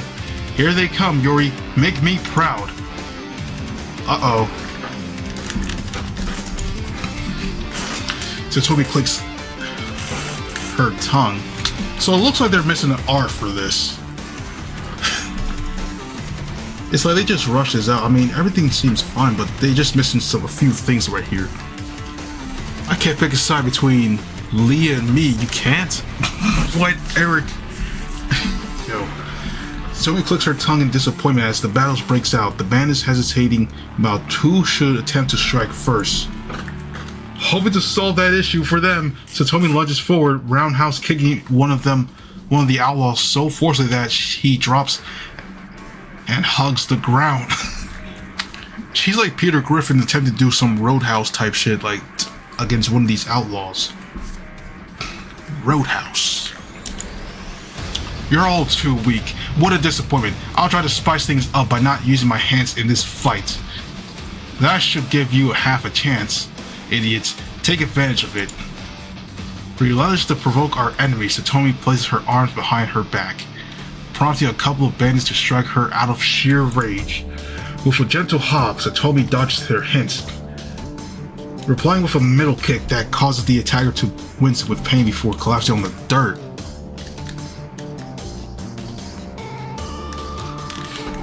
Yeah. Oh. Let him riz her up. Yo. Alright, let's get into this. The second attacker isn't any more fortunate. He receives a high kick that knocks him out like light. Engrossed by Satomi's breathtaking fighting style, I don't notice how some outlaws have approached me tentatively, worried about the possibility of me having inhumane powers as well. What's up with you, huh? What kind of demon are you? I'm no demon, only a regular man who's going to bring you to your knees without trying. We'll see about that, punk. Infuriated by my bold claim, one of the bandits attempts to pounce on me while wielding a knife, aiming at it at my chest when I'm within his reach. Having experienced this kind of primitive attack before, I deflected at the last second, locking my arm around his. Then I constricted, forcing him to drop his weapon with a pained grunt. With my free hand, I grabbed my knife mid-air, using the weapon butt to smack him in the forehead. Obviously in a lot of pain, I freed him with my arm lock, allowing him to take a few steps back. Exploiting this distance, I deliver a stunning uppercut, overthrowing my opponent. It's your turn. Give me your best shot. Not you stand a chance. I'm not dumb. If you really are a regular person, I'll simply mow you down with my gun. Understand that a physical confrontation will end in his defeat. The outlaw produces a pistol from his holster, removing the safety before aiming it at me. But as he's about to pull the trigger, I thrust forward, knocking it out of his hand with my foot. If I were you, I'd start running away screaming in panic. Good advice. I think I'll follow it. As the band is about to turn tail and fly the coop back to his home, Satomi wheel kicks him, lifting him high enough to land on one of the tent's rooftops. That is crazy. Nah, that is some cartoon stuff. Like, just send them back to the rooftops. In question, the tent's like right on the left corner, right there. That's where bro landed back up on. Not even as high as the building over there, but that's crazy though. And yeah, no matter what. Since the last Georgia's Friday Fest tourney is in 2 days, if you join, I would tag user and post a tourney leaderboard, but usually tag people that took part of the tourney. Like me, Ray Pirate, etc. Depends on my opinion, because the other day you woke up to Psycho and some other dude cussing out some dude, and I was like, what the? Yeah, the server is always crazy like this. I always be trying to like, I always keep telling them like not to be like doing like all sort of things like this. Like if there's, it's just anything at this point. Anyways, and that was that. The bandit's outpost has been neutralized. Took me a while though. I'll admit it was fun. Good job, by the way. You proved to be a reliable once more. I'm seriously considering taking you on more missions with me, Yori. I don't think I'd ever get along with your company, Satomi, though I appreciate your kind words. Yeah, I know. But then she ended up coming back afterwards. Which, I mean, she came back though. Anyway, what comes next? Now that everyone's unconscious, we can't leave them here like that. And we won't. We'll take them out of the campsite so that I can safely torch it. Upon hearing Satomi's nefarious intentions, my eyebrows plummeted with wish for this to be one of her teases. Are you really going to torch the outpost, Satomi? You must be joking. No, I'm not. My company ordered me to destroy the outpost thoroughly.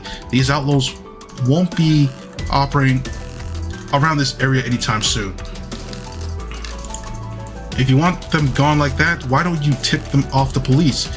Tell them that you found a group of poachers that were dwelling illegally in the jungle.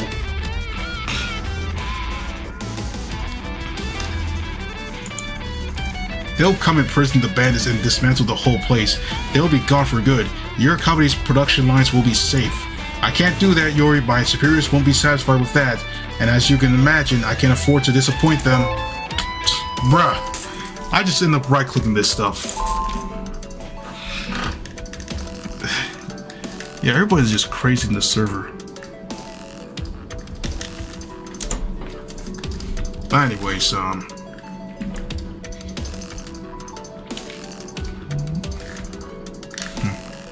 superiors can't afford to lose you.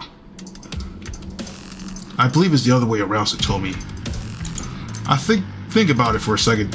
What would they do if you were gone? Their whole operation would be crumbled like a house of cards.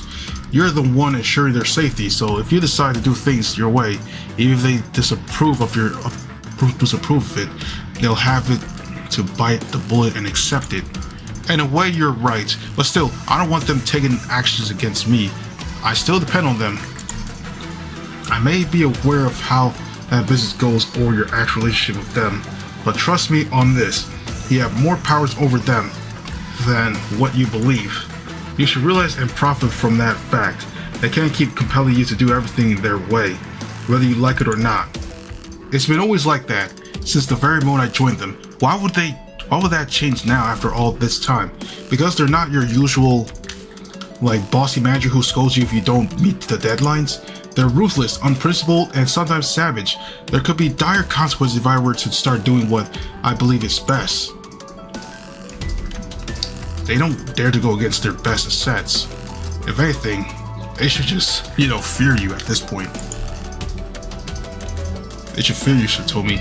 Did you see what happened to this outpost? You got rid of it without using your hands. How much worse could your employers be? They're much worse than these crooks bandits. They know how to put the screws on me and will hesitate to do so whenever they feel I'm not performing adequately. Don't worry, you guess the closest thing to that is it's you, Psycho Blue, is subscribing to me. I think for the Friday Fest, for like the end of this, we could post like everything inside like a community tab post, like you post on the community tab post and I'll just repost it from your channel like that. I think that's like the easier way. We just tag everybody all together like this, and even put links to the post as well. So I think that should work too. But anyways, they've done this so in the past, and they won't have qualms to do the same now or in the future. You usually do the post on Instagram, which, yeah, I know. I was thinking about like you post on Instagram there, you post it on which we go on YouTube as well, like on both places.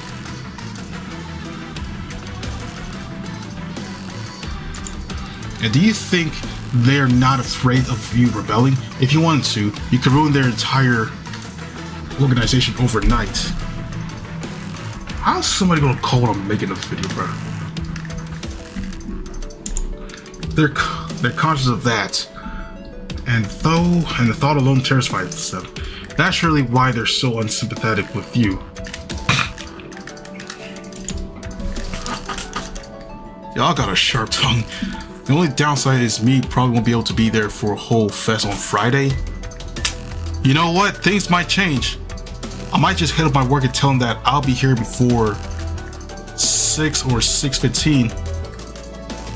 And I could just work till at least 10:30 to make up for it, or 11, if they're fine with it, you know. That's pretty much one way I could just do it like that. So yeah, I mean, that's one way I could just put it out there for this stuff.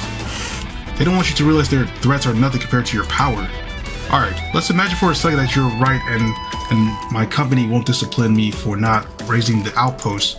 Does this criminal scum deserve to be sparred like that? They deserve to watch their outpost burn and become reduced to ashes.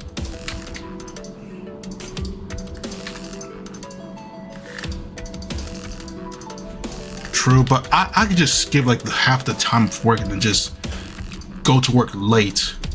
Sure, it might add up points to me, but hey, it's better than nothing for just this Friday fest. I'll do it.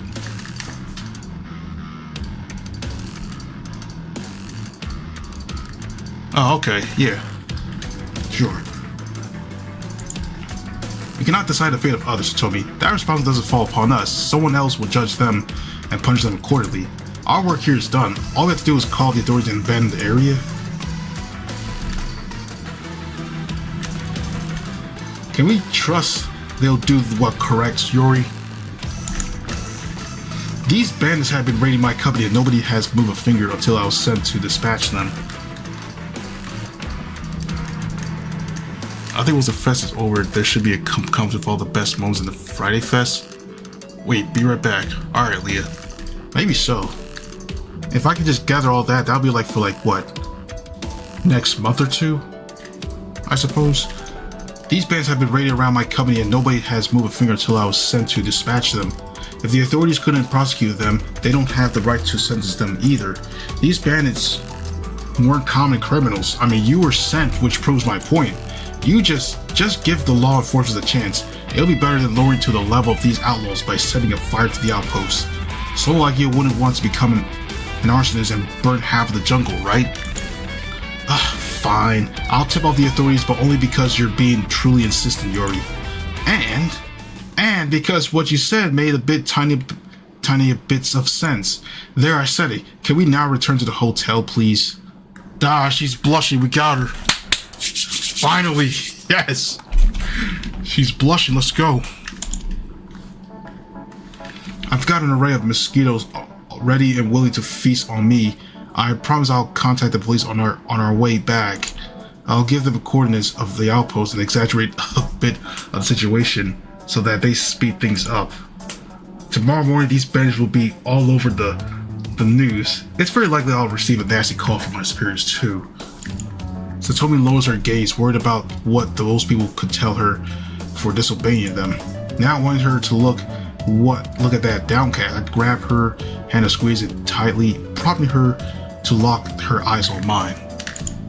Don't let them bring you down, Satomi. You're the most powerful girl I've ever met. One that wouldn't be afraid of some cranky old men who lust after money. If sending these criminals to jail upsets them, tell them on my behalf that they can go sob in their limousines. And reveal that the invisible Satomi isn't working alone anymore. No dice, Yuri? You have to convey that message to them yourself. I would, and with great pleasure. Actually, just tell me where they're at and I'll be on my way. Satomi stares at me intently. Aware that I mean what I'm saying. However, after some seconds of holding our gazes, she dissolves into laughter, triggering me to chuckle as well. I might do that some other time. For now, though, we must return to the hotel straight away. The mosquitoes discovered they can't bite me, and and are now swarming you, Yuri. I noticed that, alright? Their incessant buzzing is getting on my nerves. Kindly lead the way, Satomi. I still can't properly orientate myself in the jungle. That'll have to change if you're planning on to accompany me in these operations more often.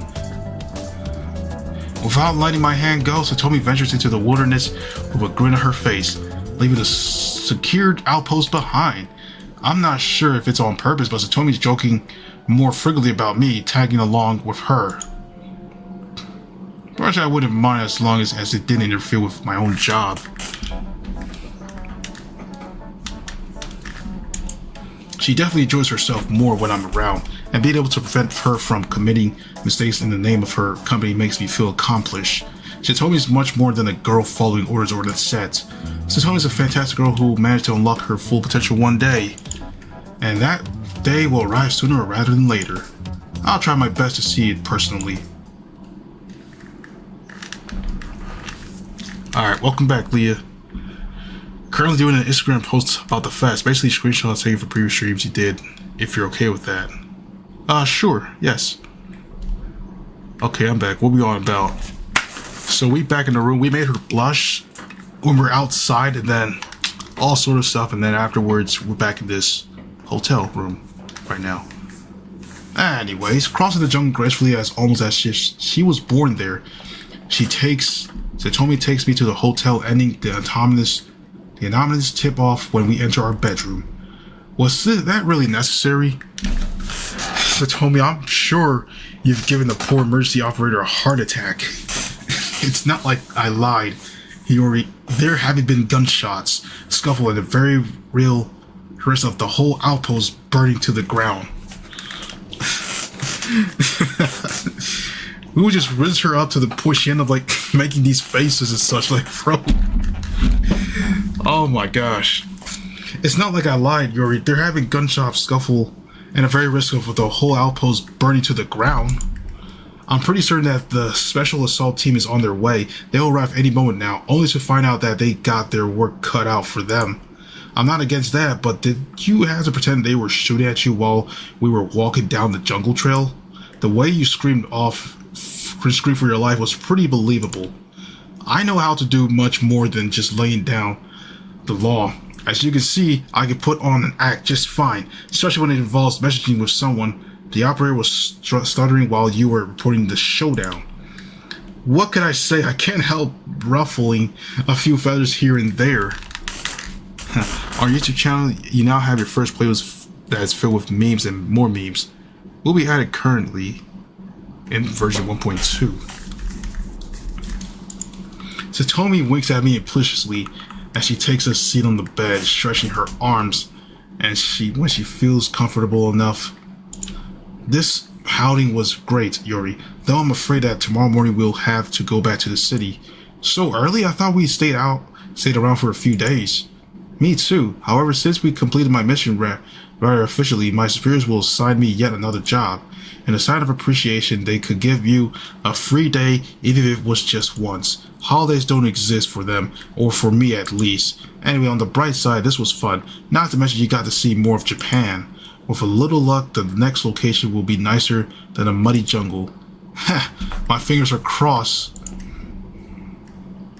Sad to hear that this adventure turned out to be an exotic day trip. I proceeded to join Satomi in bed, picking up distant helicopter noises. The special assault team is in for a nice surprise. Thanks to Satomi's telephonic actuation, they must believe that there's a whole battle going on in the middle of the wild. It'll be entertaining to hearing them explain what happened tomorrow morning. Hopefully we see what they say. Not wasting any time, Satomi's personal driver took us back to the city after having had a breakfast. She asked him to turn the radio on. That there was reporting about the mysterious incident that happened in the dead of the night.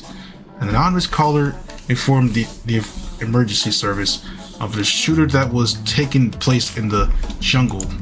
The special assault team was sent fearing the worst, only to find out that the gunman had been neutralized already. It is unknown who could have achieved such an incredible feat, but no offers nor criminals were harmed. In the premises, the authorities discovered weapons as well as drugs and other illegal items.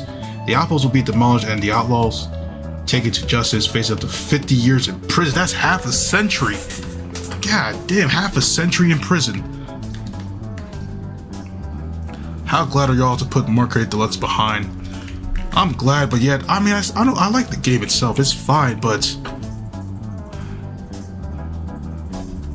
man, it's just like, you know, a lot of stuff, man.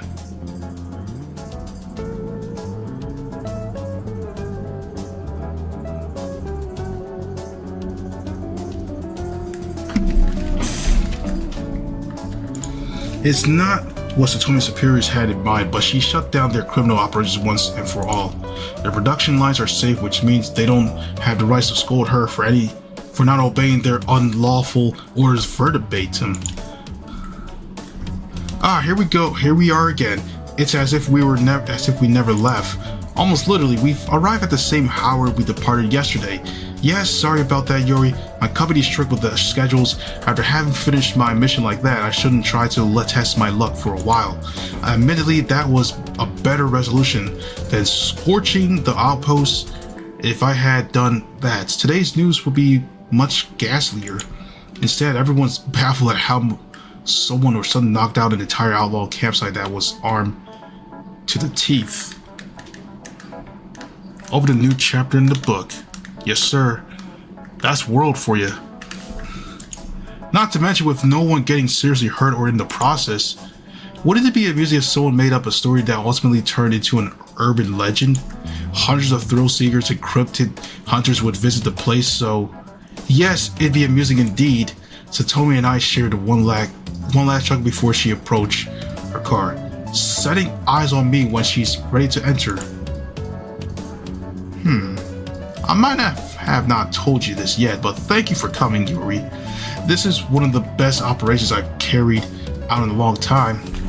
Even if it is one of the best ones, I'm sure I can make her up for this one. Especially if she could just squirm in bed. Yo, I'm just out of pocket right now with this. She's literally just blushing right now with this one. All I can ask in return is to convince the stiff-necked friend of yours about my innocence. Our little adventure surely cleared any doubts you had about me. Absolutely. This investigator won't be pestering you about this issue again. Though he might visit you for a glass of water too. In case he'll be most welcome. Satomi smirks playfully as she utters her response, getting in the vehicle and shutting the door after. And then it drives away, merging with traffic until it's gone from sight. It wasn't easy, but Satomi's no longer a suspect. Removing that element from the equation should simplify it. Right now, the most feasible possibility is that there's a fourth bunny girl nobody's ever heard of that's targeting Yuka for some reason. So in a way, we're back to square one when Rico and I exit the police station. I'm starting to feel I'm taking part in one of those convoluted detective thrillers where the main suspect keeps switching constantly. Usually when the detective is facing a conundrum, he goes to a shady bar and drinks something hard, hitting with a pair of ice cubes. However, since it's too early to start drinking and I'm unfamiliar with any dive bars, bath in cigar smoke, I think I'm going to head to Maymay's Cafe shop instead. I'll be replacing the liquor with hot coffee and smoke with preciously decorated foam. It won't add up to the drama, but this story was never meant to be a dramatic anyway.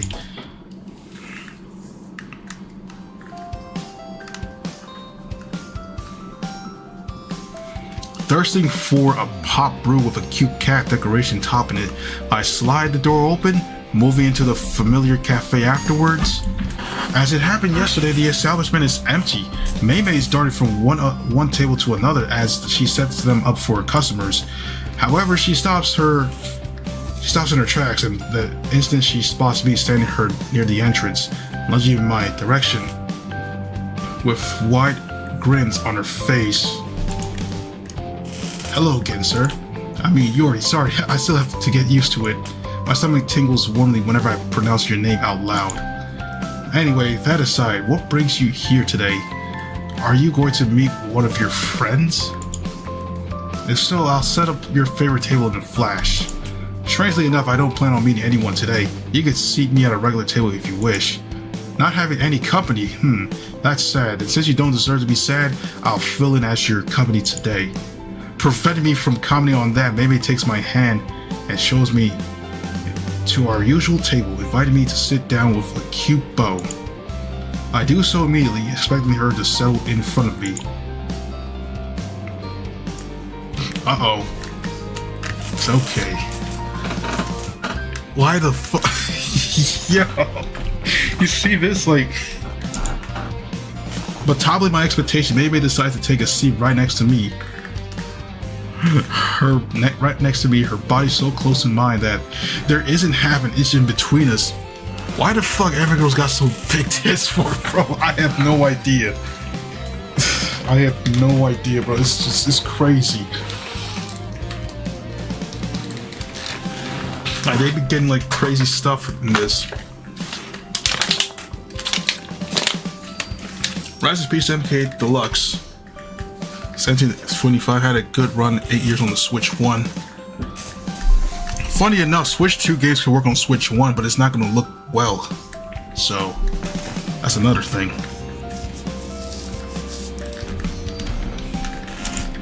Well then, we're alone one more time. Isn't that lovely?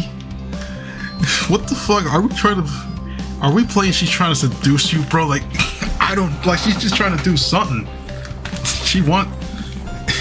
Yo, like, now that I'm not with Satomi right now, she wants to just be with me, like, at my own table. We need to make the Father Fest the best one, whoever is with me. In fact, how about we invite everybody all around to join us on the fest? Like, invite everybody who plays Mario Kart Deluxe. At least they can just join us for like 30 minutes, and then the next 30 minutes again, this and that. So I want to just put that out there, though. Like, invite everybody you know that plays Mario Kart Deluxe, because we need them on this final fest. Anyways, well then, Yuri, we're alone one more time. Isn't that lovely? We truly are getting to know each other lately. Well, kind of. Ironically, I don't know much about you except for the fact that you adore cats, pastries, and cat-themed pastries. If you're curious about me, then why don't you just ask? I don't bite often. Mei nuzzles her face against my shoulder, and her expression is so enduring that I'm barely able to not flush. When nobody's around, she's unbelievably flirty. There are so many topics that I'm not sure which one to tackle first. Mei, perhaps you could tell me about your duties as a maid. This job doesn't look simple in the slightest. It sure isn't, Yuri. I must ensure that everything's perfect at all times. My customers expect a laid-back experience with cats in it, and I must deliver that or else I won't be seeing them anytime soon. There are so many cafes competing for customers in this city. One tiny mistake and I could go out of business. Like, why the fuck are she wearing a maid outfit with kitty accessories? Like, dude, that's her style for her shop and stuff like that. Like, these kind of things exist in real life too. I'm actually surprised, but there's probably like a few out there that have like maids with cat accessories and all that, but majority of them just have, like, you know, maids without the cat accessory stuff. Like, I'm actually surprised some stuff like that actually exists around here. Like, it's absolutely crazy. I want her? What? Yo, Leah. Is the situation that fierce? As I see it, one of those measly mistakes that you're talking about wouldn't get you in trouble. I'm convinced it would. In this street alone, there are 5 other establishments with maids working in them, and they all have their unique themes. Thankfully, my coffee shop is the only place with cat maids that give me some leeway. Maid case with accessories. The day that changes, however, I'll have to step up my game, but don't worry, I'm prepared for that. To prove her point, Mei purrs like a cat would, sliding her slender hands down my arms gently. I can picture droves of people coming only to receive this kind of treatment. Kick to your pants, bro? Whoa, whoa, whoa, whoa, whoa. Whoa, what the heck? Hey, yo. Hey, yo, Leah. Alright. Now it's my turn to ask you something, Yuri. And since you met that other friend of yours yesterday, I reckon I'll ask you about her. The same question I presume. Exactly. She's becoming for so long and I know so little about her. It's about time that changes. There's not much I can tell about her given the nature of her company. They're very secretive with their operations. That surely means working for a large company, the larger they are, the more distrustful they become, you know. She purred like a cat? Oh, hell nah. Funnily, I already imagined that'd be the case. Her serious face gave that away. Whenever she crossed the entrance, the door, she appears to be so stressed out. I pity the poor girl. She looks lucky she's got such a caring boyfriend looking after her.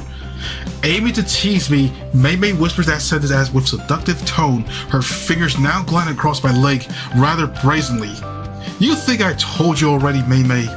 Satomi and I are only friends. We're not in any sort of intimate relationship. And people do this in real life too? Yeah, it's crazy. I'm just surprised about that. Ah, that's such a pity. You two have chemistry, as if you were meant for each other. If I were Satomi, I would stop dawdling and be open about my feelings. If she doesn't make you yours, another woman will. Mei Mei narrows her eyes and purses her lips, moving her head closer to mine, with a luxurious idea in the mind. When she's about to kiss me and set my skin on fire, she winks at me provocatively. Damn, I can't even say this word. Provocatively, in front of my face, springing up from her seat afterwards. After another masterful play from my host, I almost fell for it. They're coming later than usual, but customers are starting to pour in. Yuri, I must return to work and serve them. I'll bring you the usual, don't worry about it. And since I've had such a great time, it'll be on the house. Yo, Mei Mei catching feels for a certain someone. Okay, yo, Leah. Yo, I know what you're coming out with this one. Yo, I appreciate it, Mei Mei. I also enjoyed myself. I could tell. Sticking her tongue out, Mei Mei bids me goodbye, telling me one of her maids to serve me a cup of coffee and one of their cute pastries available. As I wait for what's going to become my second breakfast, I can't help but follow Mei Mei with gaze, her bubbly attitude standing out above everything else. Given her playful nature, it's hard to tell when she's playing around or meaning what she says. I guess that's what makes her so alluring, and also why I keep finding myself coming back to chat with her some more. I want to be able to tell what's a trick of hers and what are her true feelings. A few more visits like this and I might just unlock that ability. Stuffed with a muffin that cat ears and energized wood with one of the strongest brews I've tasted so far, I hit the colorful streets. My destination yet to be defined. My phone hasn't rang once, which means there's no work available for me. Mr. Himura sure is taking his time. I wonder if this delay has something to do with the discovery of the bunny girls. Several days ago I was completely unaware of their existence, and now everything I do is somehow related to them. I wonder why it looks like that. Bro, out of all things for a girl, furry clothes, you've gotta be kidding me. Why has this game got me dying? Like, bro, it's something like... This game really does have a lot for itself. Yo, you're gonna be surprised when I show you the Succubus series, the 10th one that's coming out later this year. You're gonna be surprised at what it's gonna have. Like, as soon as you see it, you're gonna be like, what the... Like, this is gonna be like one hell of a thing that's out of line, but yet funny too, altogether. And to think it all began with a chase that almost got me killed. Upon remembering the past, I let out a chuckle, finding it funny that what should have been turned into my sworn enemy is now one of my best friends. Life sure is full of mysteries, isn't it? Wrapped up in my thoughts, I distance myself from the bustling cafe streets, setting foot on the main street. Since I'm still inactive, I might as well return to my apartment and tidy up a bit.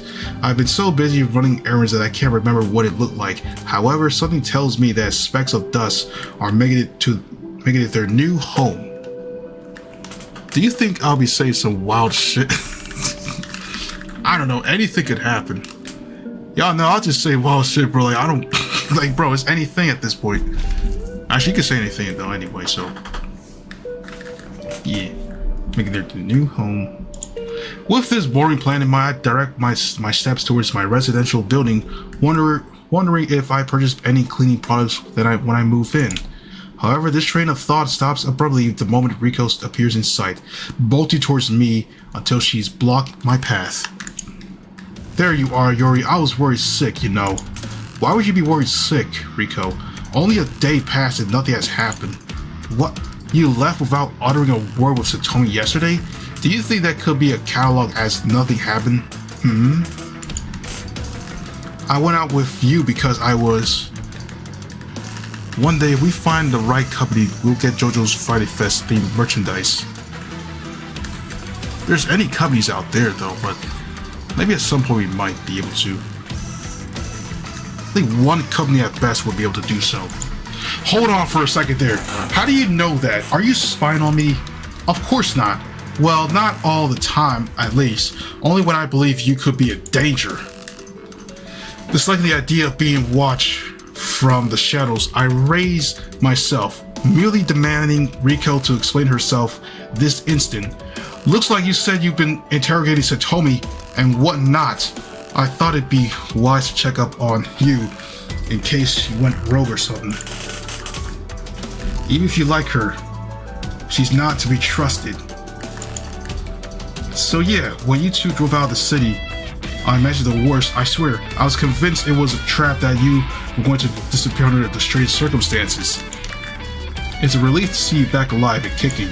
Just what the heck did you two do? If she harmed you or anything, she's going to be elbow deep in trouble. Damn.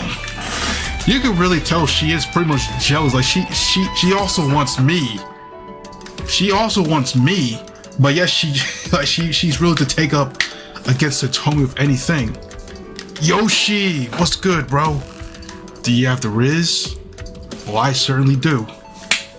I just rizzed up the other one like a couple of minutes ago. Well, I'll say like an hour or minutes ago, but yep, here we are. Only met through 3 of them, now back to the first one. Stopping by to say hi? Hey, thanks, man. Thanks for stopping by as well today. I value your consideration, Riko. However, I'm capable of taking care of myself. Of course it's one of these craps. Yo, yo, Twitch is something else. Yo, screw Twitch, bro. Like, what's some of their bots, bro? Like, you don't have to snoop around so that I won't get myself in any danger. And since you asked, I accompanied Satomi to prove her innocence.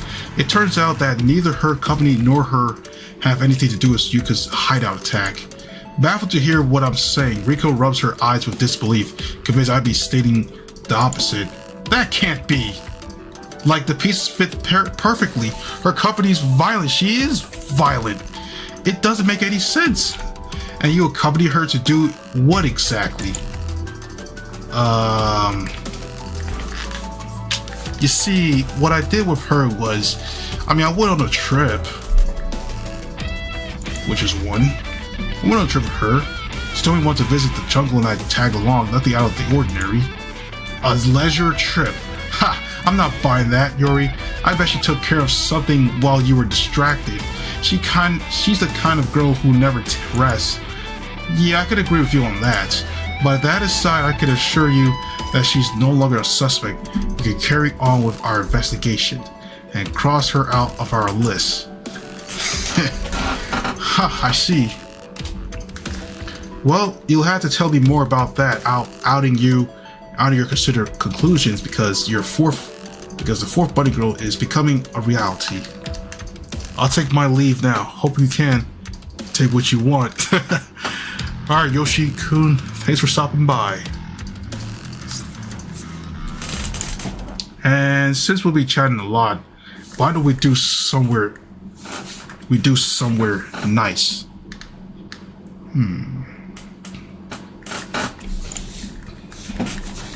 Riko smirks at me in pinched expressions, betraying her intentions. I've recently been at Mei Mei's coffee shop, though I wouldn't mind returning. We could start heading there already. What? No, I was thinking of an even nicer place, Yuri. One I'm sure you've never been to before. Be right back. Alright, Leah. I'm intrigued. Tell me more about it. What could it be exactly?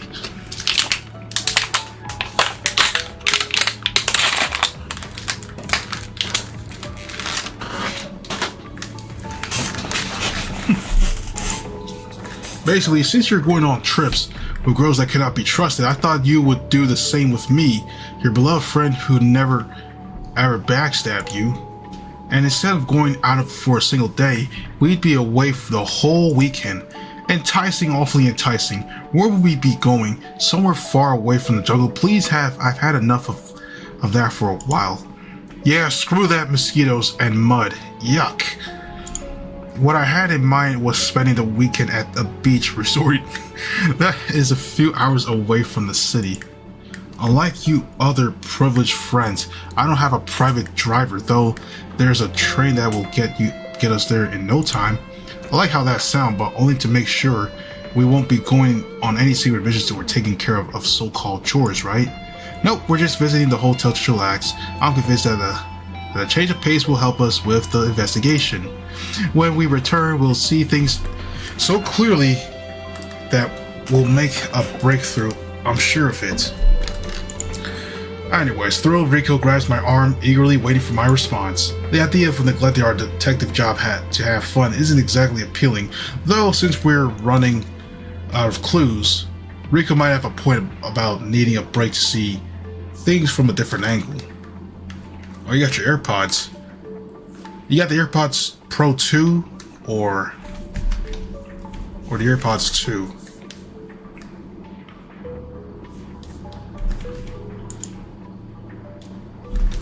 Okay, I'm in. I haven't been to a resort as a guest in ages. Well, that's about to change. Help me pack my things and we'll be ready to go. Sweet. Being like a kid who's going to have the time of their life in the amusement park, Rico hops with sheer excitement, ultimately seizing my hand and pulling me towards her apartment. So many trips in such a short short lapse of time. This reminds me of my previous job. Let's just hope this will be an actual leisure trip. I prefer my holidays to not have any sort of criminals involved. AirPods Pro? Hey, that's tough. Need noise cancellation so badly. Might have getting the Samsung Buds later on. Finally done with dragging Rico's oversized suitcase from the train station all the way to the hotel. We arrive at our bedroom, the window facing the seemingly never-ending beach. This resort is as big as the growing city, though there's something Rico should have warned me about. This is no regular beach resort, is it now, Rico? What do you mean? It looks pretty regular to me. When we were heading to our room, I noticed a large conspicuous sign that reads Casino. This is one of those fancy hotels that attempt to mimic those you can find in the United States, right? In Las Vegas, be precise, centered around gambling and spending money like there's no tomorrow. Yeah, well, pretty much I admit that I get a kick out of playing games of chance. However, this hotel is much more than just a casino. There's the beach, there's the beach bar, the beach restaurant. Do you catch my drift? I'm going to play some Mario Kart. I'll still be in the chat. Alright, Eric.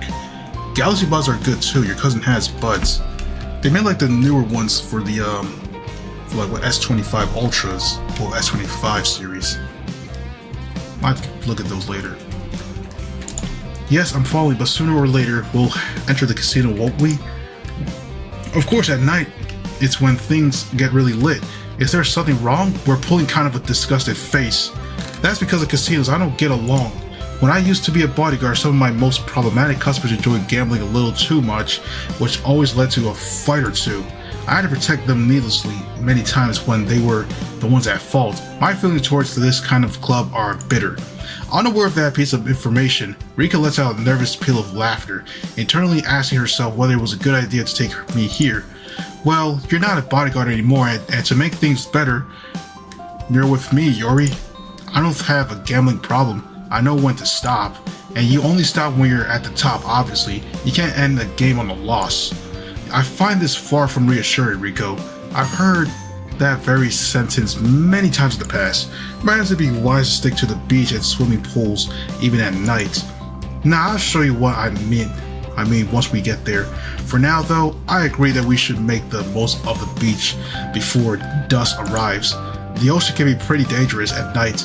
There are all sorts of nasty surprises waiting for you underwater. And those can range from straight algae to hungry sharks.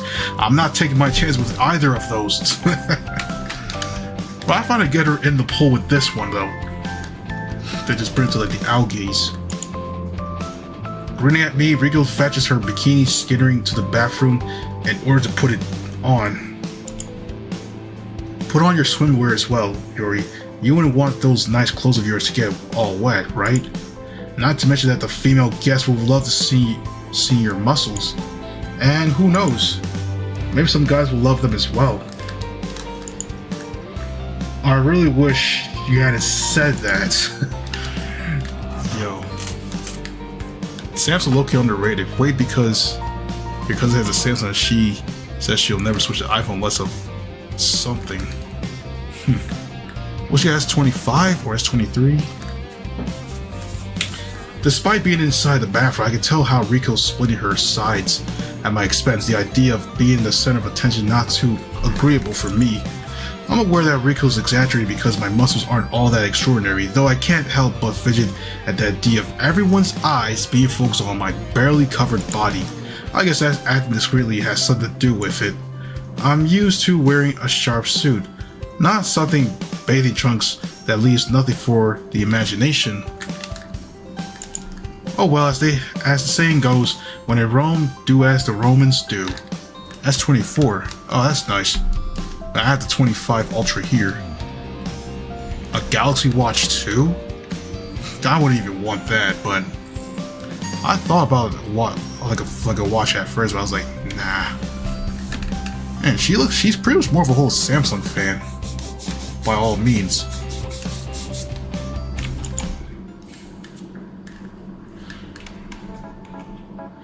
I struggled to keep a composed face as Rico and I set foot on the beach. Every single guest that we crossed paths with doing the impossible to steal a second glance at us, or at Rico at least. What she decided to wear for today's beach adventures, nearing the definition of obscene.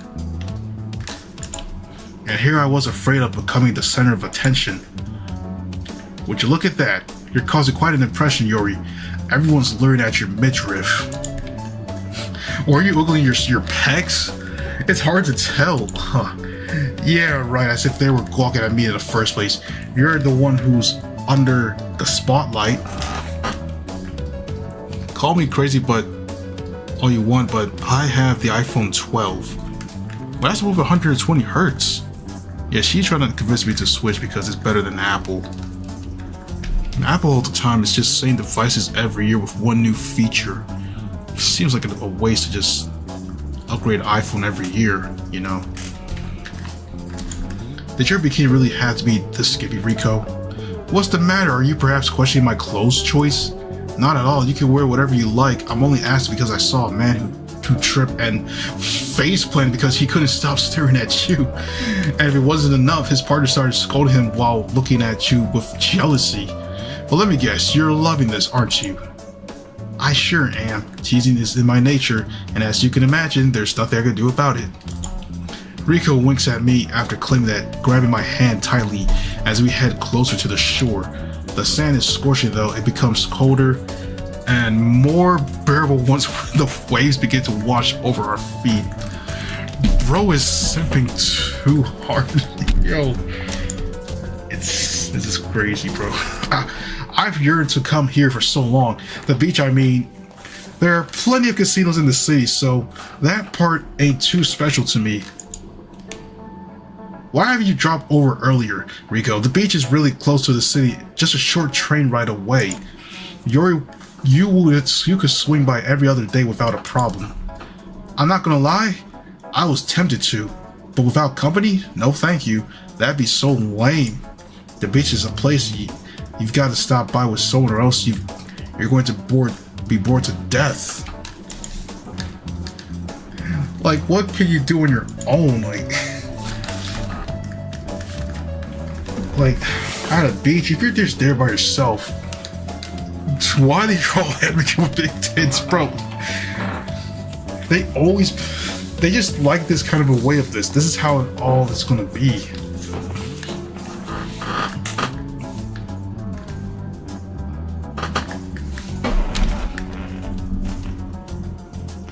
Alright. You could build a sandcastle. You could turn around and leave. Did you see a small titty girl? Oh my gosh. Yo. Off the top of my head, you could build a sandcastle next to the ocean, or maybe dig a hole in both. Sounds fun to me.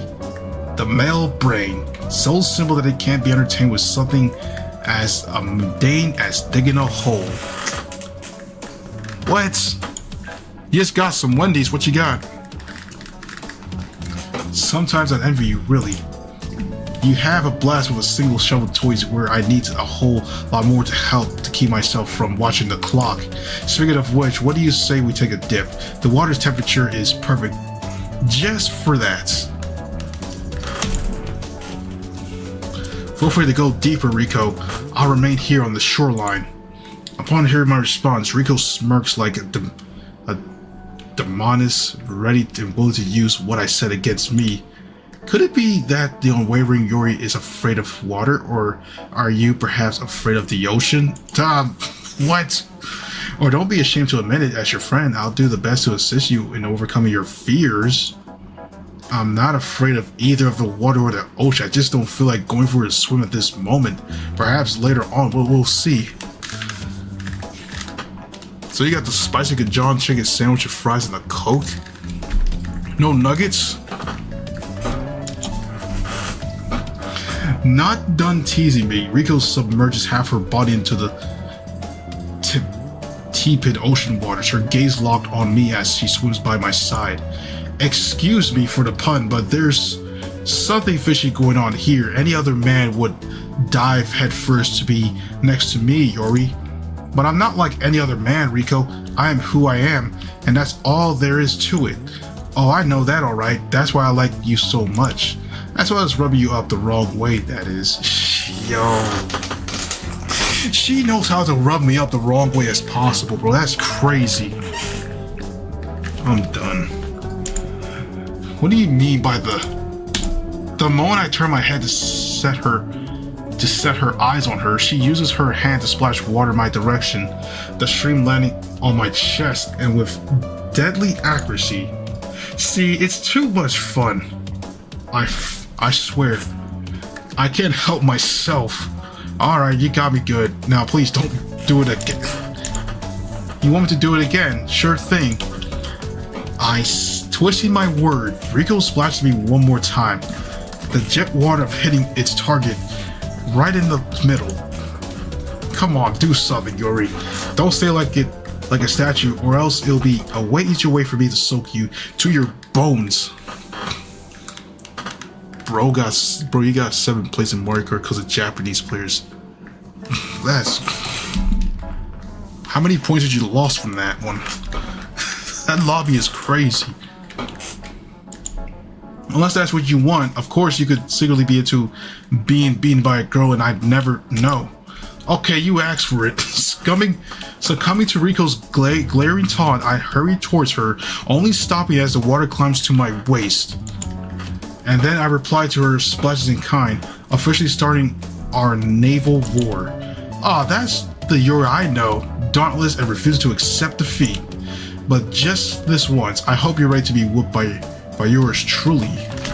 Really? She's down for this, y'all. She is down for this. Alright then. Not a chance, Rico. I'm so pumped up that not even your powers would save you now. Do you want to wager? I could transform and prove you wrong in an instant.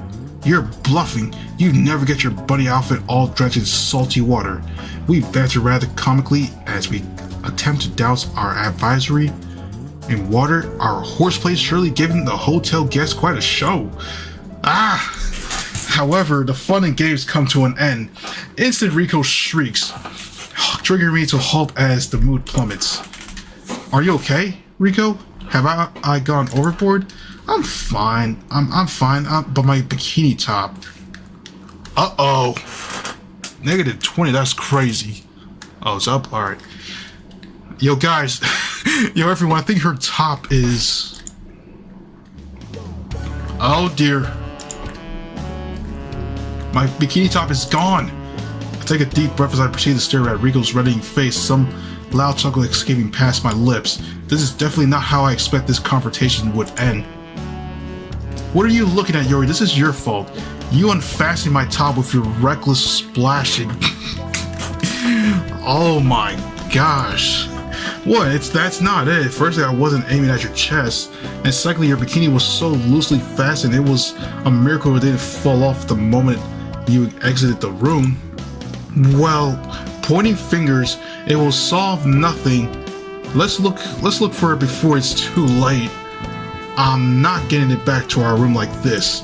So trust me, it's in your best interest to find it, or else I'll send you to fetch me a spare piece of clothing. Alright, I'm on it. It could be anywhere with how skippy it was. Oh man. Unwittingly, I messed with Rico some more, now glaring at me while sporting the most embarrassed face I've witnessed her have yet. It's funny, but even someone as provocative as her has limits. Any luck, Yori? I can't find it anywhere around here. I don't think wait, there it is. It's floating away. What's holding you back? Go get it. This is so shameful. Oh my gosh. Now that was slippery. The ocean currents are so strong.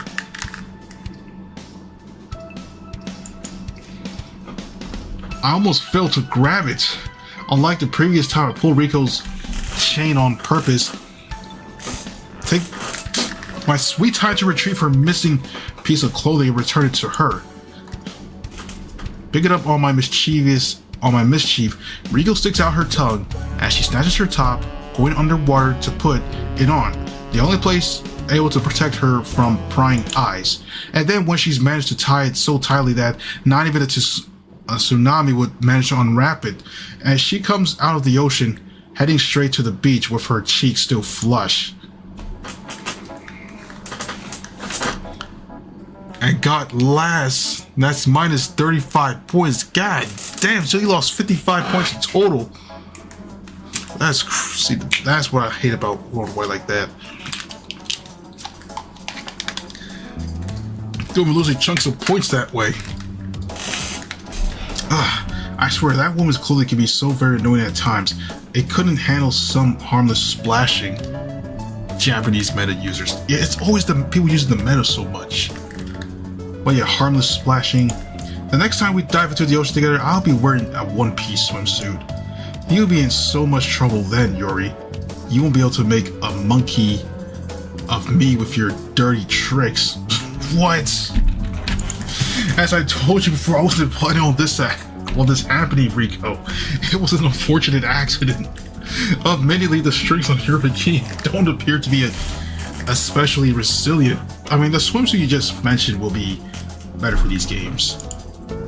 Unfortunate accident, huh? For me, maybe because I believe it was the opposite for you. I noticed how you wouldn't stop leering at me. You didn't actually think I'd overlook that fact, right?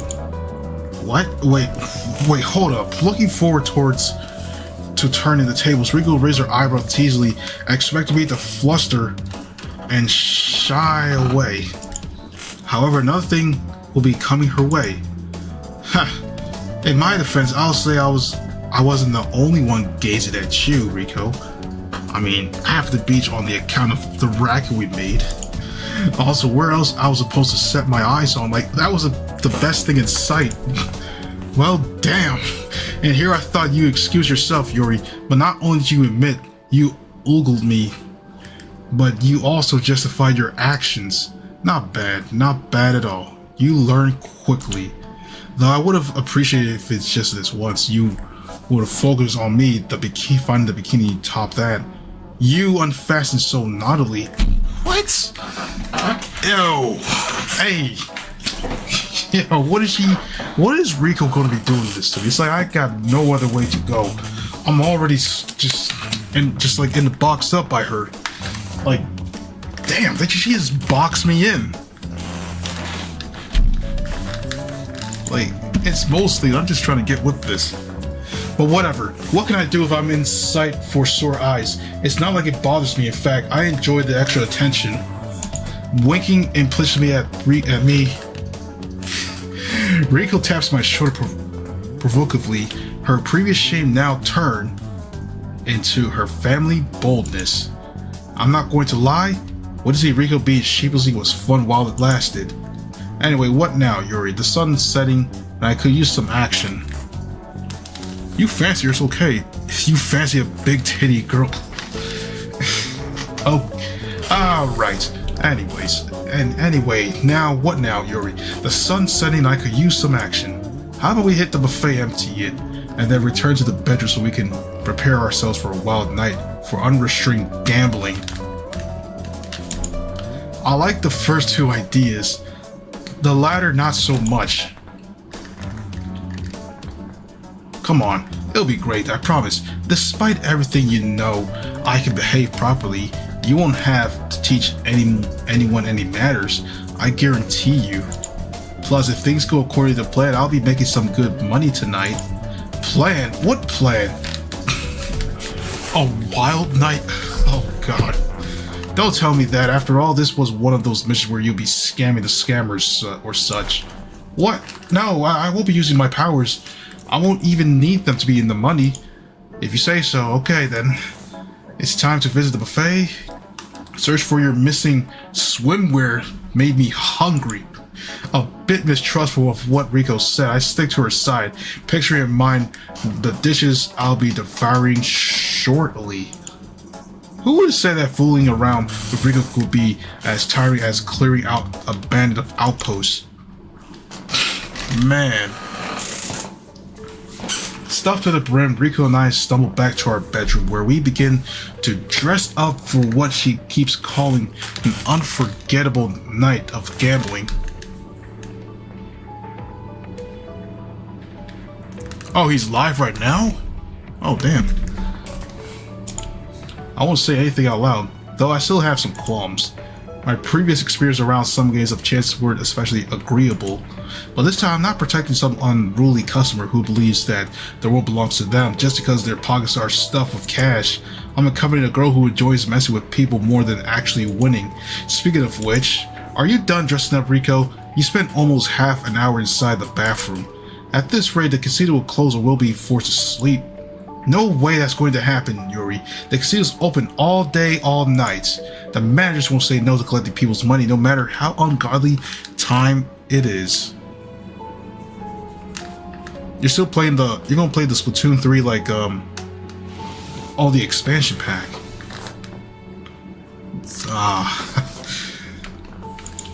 Besides, a girl needs time when trying to achieve certain looks. Beauty can't be rushed, trust me.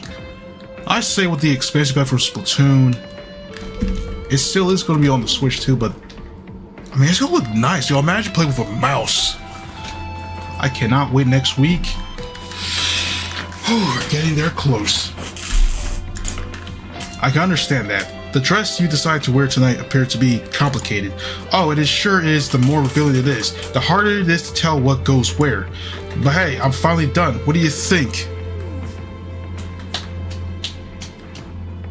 Wait, Splatoon 3 will be on Switch too? Yes, it's still backwards compatible, that's what I'm saying. Yes, a mouse. Like, you can use the Joy-Cons as a mouse to play and all that stuff. I might have to get back into Splatoon. Bro, it's gonna be insane. It's like gonna be like a keyboard and mouse type of way. But yeah, I'm finally done. What do you think? As soon as she's done asking her question, the bathroom door opens, revealing to me a beamy Rico dressed in an incredible dress that will definitely catch everyone's attention. I've seen this dress before. This is the first time I've seen this kind of thing, but it does look nice on her though. So I can keep my physical copy of Splatoon 3 for Switch 1? Yeah, you can. I mean, it's still... Yes, you can, yes. I thought it was locked to certain games. Yeah. Yeah, it's just that all the Switch 1 games are backwards compatible with Switch 2, so you can still play it on the Switch 2 itself. Yeah, it's backwards compatible, and plus you can transfer all your save data to the Switch 2 as well. So... I should look like Taylor Swift? Wait, what? She doesn't even feel more of Taylor Swift to me, but I guess the dress does kind of make her look like that. Got 8th, that's minus 13 points. You're calling quits. Yeah, at this point, it's like I can't wait for World. Alright, back to this stuff. As soon as she's done asking her question, the bathroom door opens, revealing to me... Wait, no, I already read this. I remained silent for a while, prompting her to twist her lips so that I snapped back to reality and replied with a praise or two. Plus, it got 256 GB of storage. With that, the 512 GB SD card you have. I think you might want to check what kind of SD card you have, because I think the existing one you have might work with it. If not, then you might have to get like a whole nother one. From what I recall. Game Shop is gonna be insane. It's just Mario Kart's gonna be $80.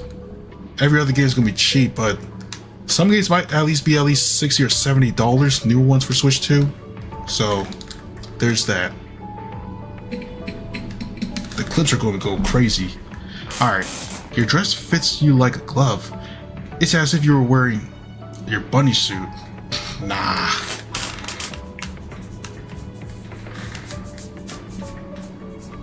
$80 for one game? Hell no. I don't know if it's gonna be for all games, but I just hope it's just only for Mario Kart and every other game could just be $70 at best. Alright. I don't know much about fashion though. I believe that your dress fits you like a glove, Rico. It was worth the wait. I know, right? The moment we enter the casino, everyone will be drooling over me. Which is exactly what you were trying to achieve, I take it. Heh, precisely. What's the point of going somewhere exciting if you aren't under the spotlight? I shrug, triggering Rico to burst into laughter while shaking her head playfully. Don't mind that. You'll never understand it fully. Just bask in the swarm sensation that's being with me will cause you, Yuri. Because in case you didn't notice, your companion is without a silver of a doubt the hottest girl in the resort. No one else will be able to compare to me. I'm almost pity them. Almost. Giggling with mischievous, Rico seizes my hand, gluing her shoulder to mine before she proceeds to direct her steps towards the bedroom door. Prepare yourself to have the time of your life, Yuri. After this, you'll be asking me to return here every weekend. Let's hope that's true, Rico. So far, I'm glad I accept your offer. I'd do so again, without batting an eye. You just wait. There's more and better to come.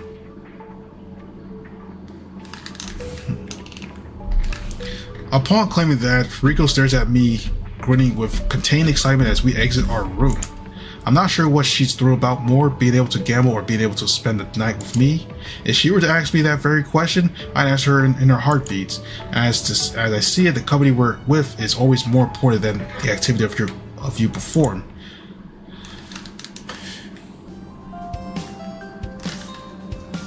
We're finally at the casino, y'all.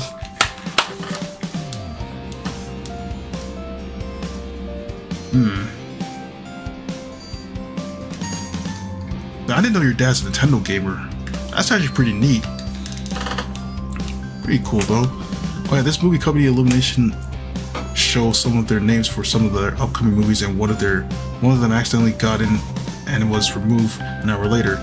The Super Mario World movie? Wait, is that for like the new one or the current one? You're gonna pre-purchase by on June 4th at GameStop, and I'll be back later that night for midnight release and to pick up the console. Your dad loves Nintendo. Oh, that's pretty cool. Oh, the new Mario movie. Okay. He plays Splatoon 3. Like, what weapons do he even make? Is he like a shooter, sniper, brush user? Coming in 2026. Okay, it's the new one. Gotcha. Japan gaming can do since 1890. They started with toys and then later on with games. Like that. That's how Nintendo gone on through with this whole thing. Okay. As we approach, a pair of professional-looking bellboys gracefully slide and grand hall doors open for us, a village that see flashing lights alert colors you can't simply ignore. There are easily as many slot machines as guests stay in the hotel, each one of the following different themes, in case you prefer historically inaccurate cowgirls over astronaut girls wearing rather useless space costumes. Are you for real? No way. Space... Wait, why cow suits all of a sudden? Apart from the endless machines, there are also the typical games you see in the movies. Range from the simple blackjack to the more complicated poker tables. Y'all want to see Splatoon 3, you and your dad? That'll be interesting. He snipes? Oh man. See, that's something I gotta watch out for. There's somebody on the channel that do snipes like crazy. I was like, yo, we have to be careful at all times or she'll kill us. At best. I have to just watch out for that stuff. Anyways. Apart from the endless machines, there are also typical games you see in the movies, ranging from simple blackjack to the more complicated poker tables. I can't help but recall the many times I paced similar places in the past while keeping an eye on watching eyeful eye. Anyone could be a threat, including the provocatively dressed girls who offer you a drink from time to time. They're polite and rather flirt until you really insert a few bills inside their cleavages. That one customer who did that certainly deserved to be showered with that sticky cocktail. Hey Yuri, are you with me? You look so distracted. Are you perhaps eyeing one of the barmaids? If that's the case, go ask her on a date. I'll be around having a blast while making 1,000 yen. No, that's not what I was doing, Rico. I wasn't oogling anyone. The past simply came back to me greeting me. I'm truly thankful I left that life behind me. Still thinking of the time when you were a bodyguard. It must have truly sucked if you can't shake it off. However, you've got to make an effort and connect with the present. Tonight, you're not protecting anyone too brazen for their own good. Tonight, you're with me, your friend who wants to have a fantastic time with you. Do as I say, you'll start seeing casinos with different eyes soon enough. Concealing her mild concern with a smile, Rico winks at me, nudging at my ribs with her elbow, her playful behavior stealing chuckle from me. I simply can't say no when she acts like that. Well then, you're the gambling expert here, aren't you? What should we be doing first? I never really played anything nor showed any interest when my customers did, so I have no clue how this works. It's simple, Yuri. We've got to find a game we like play until we drop.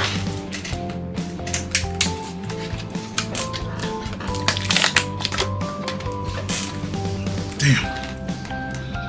So he wants to give everything to himself. He literally buy you your own console every time. He has his own Nintendo Switch too. You remember when he bought you a DS, your own DS at 5 years old? Was it a DS Lite you got or the DSi? Let's go gambling. Yo, that's the whole TikTok thing I keep hearing so much from every video I've watched. Like, let's go gambling. Ah, dang it. Ah, dang it. Ah, dang it. Ah, so much.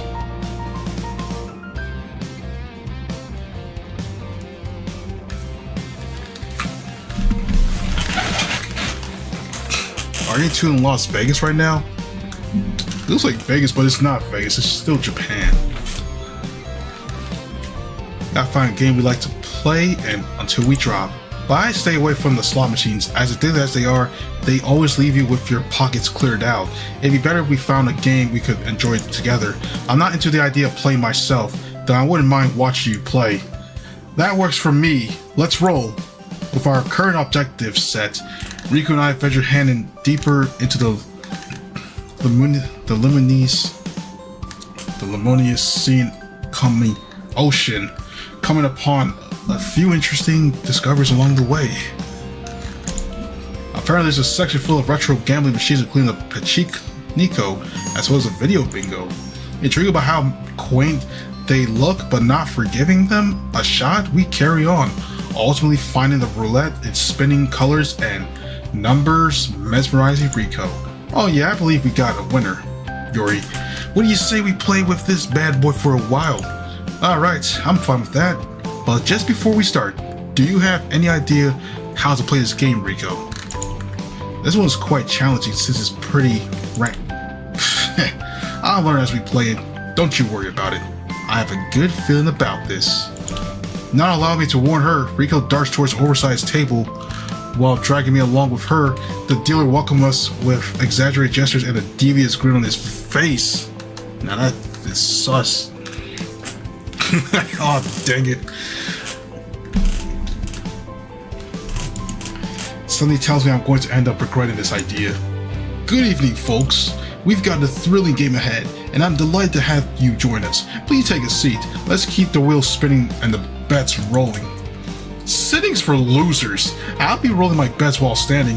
I want to see how that tiny white ball makes me rich firsthand. As you wish, miss. Do I need to explain how this game works? Yours appears to be more than knowledgeable. Surely someone like you won't need any guidance. Yeah, I'm on TikTok. I'm there as well. Well, it'd be great if you could clarify the rules of this game. No need. I'll follow my heart and place my bets where I believe is best. Pleased to hear how very bold Rico actually is. The dealer smirks like a demon as he grabs the white ball elegantly, placing his hand on the roulette while waiting for Rico to make her next move. I have no doubts her wallet is going to become dry after tonight.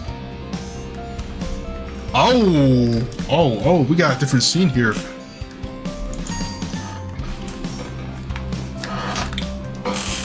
Alright, miss, where are we going to place your bets? And how much will it be? There are so many numbers, but I think I'm going to go with 7. They say it brings luck. As for the amount, you just put a bunch of chips on top of it. The brighter the color, the better. I am not going to Vegas just to meme. It's getting to me. Eric. Vegas is Vegas with this one. Right away, miss. You'll be betting 500,000 yen to number 7. Golly! Wait, 500,000 yen? Hold on. I think that's like what, 50,000 or $5,000 right there? No, there's no way I would end up doing something like this. Like, that has to be at least $50,000 right there.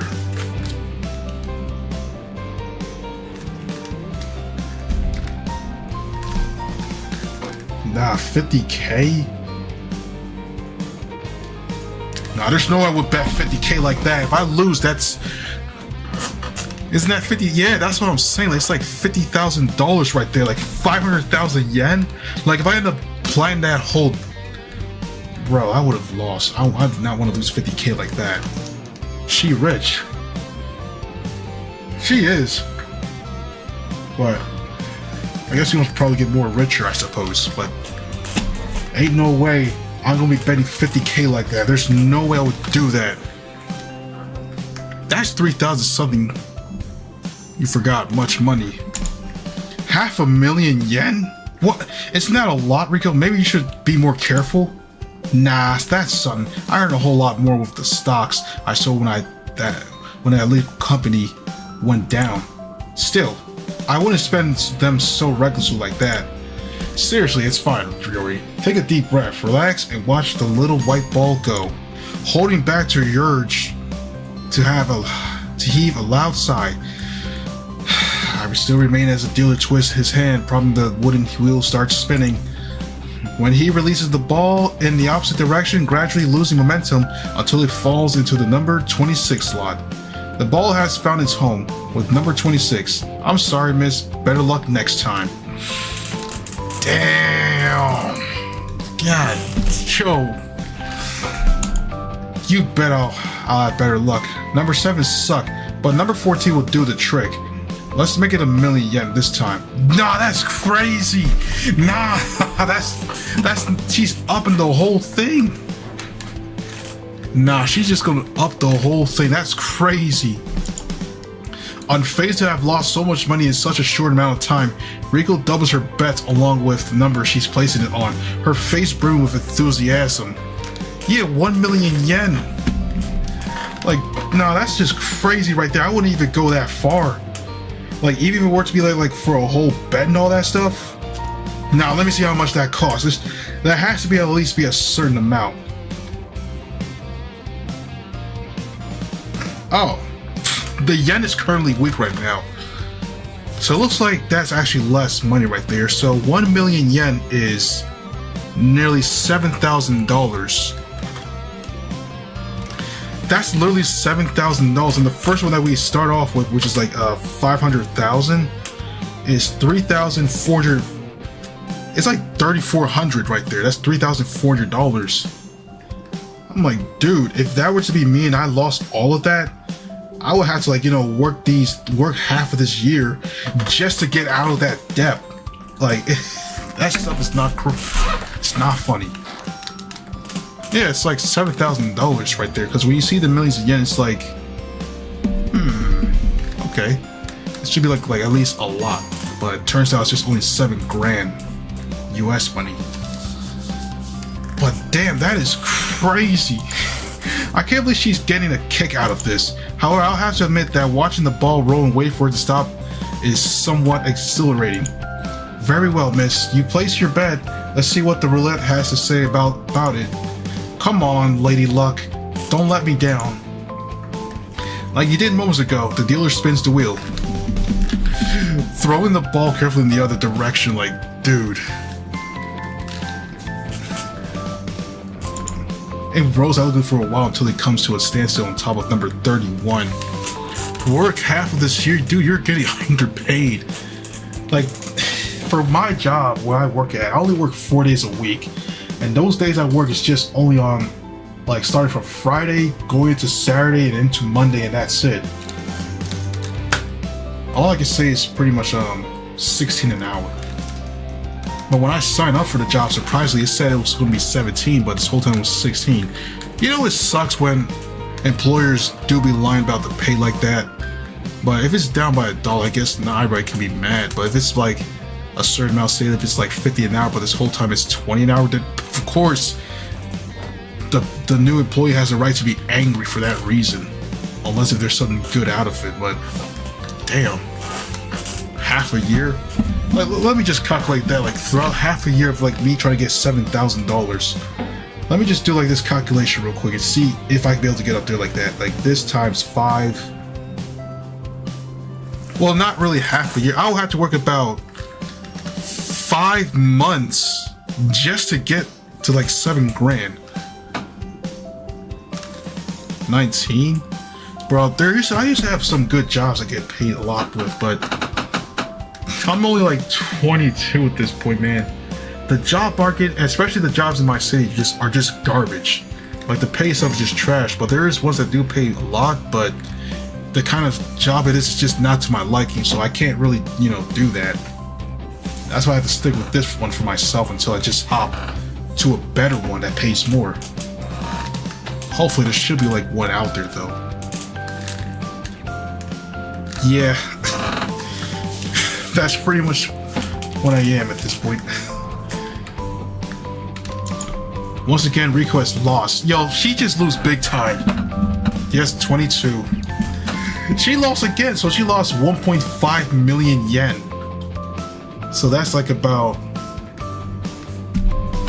Bro, I am.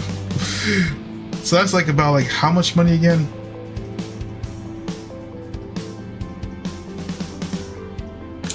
She lost $10,000. Bruh, she just lost like $10,000. She just burnt all the money. Just 10 grand. We have an outcome. The ball landed on 31. I'm afraid to say that your luck didn't quite align. But don't worry, there are plenty of more spins to come. Yeah, right, I'm betting one last time. But I'll be wagering 5 million yen. Fortune will definitely smile at me with such a big number. Oh my gosh. Yo, 5 million yen. Well, let's just calculate this real quick. No way. So she is wagering $34,500 right now. Nah, that's crazy. She's just... I know she got money, but damn, 34,000? I could buy like the S15 Sylvia Spec R at that point, but... My jaw drops upon hearing the last sum. Following the dealers who can quite believe his ears. Are you sure, miss? We were talking massive numbers now. I believe you'll be using all the chips in the table. I'm completely sure it's not like I can lose 3 times in a row. Of course you can, Rico. You can lose 510 times in a row. It's statistically impossible. What's extremely unlikely is getting the number right. If I were you, I wouldn't do that. Back down now while you still can. The thing is, you're not me, and I'm not you. Trust me. This time, we'll win for sure. Yo, she really... Yo, that's $34,000 right there. Godly. Number 10 is calling my name. It's my favorite number, you know. That's got to mean something. Cautious so that the dealer doesn't spot her, she winks at me impishly, hinting that something is going on here that I'm not aware of. Well, let me type this down. Like, so far she is now spending like about $45,000 for on this whole casino. Is she using some sort of secret technique that will grant her victory, or is she messing with me so that the trepidation will consume me? There's only one way to find out. 5 million yen on number 10. Here we go. The wheel spins ominously. Rico's large sum of money at stake. Her chances of winning are so very slim that I can't help but observe the ball roll from afar. My heart pounded as if I was trying to jump out of my chest. Little by little, the ball begins to slow down, having trouble deciding where to settle down. Unbelievably, and against all odds, the ball does so in number 10 slot, the dealer on the verge of flaking out. The ball has stopped, and the winner is number 10. You've won, miss. Congratulations. We did it, y'all. She wagered about $5 million. And we got it.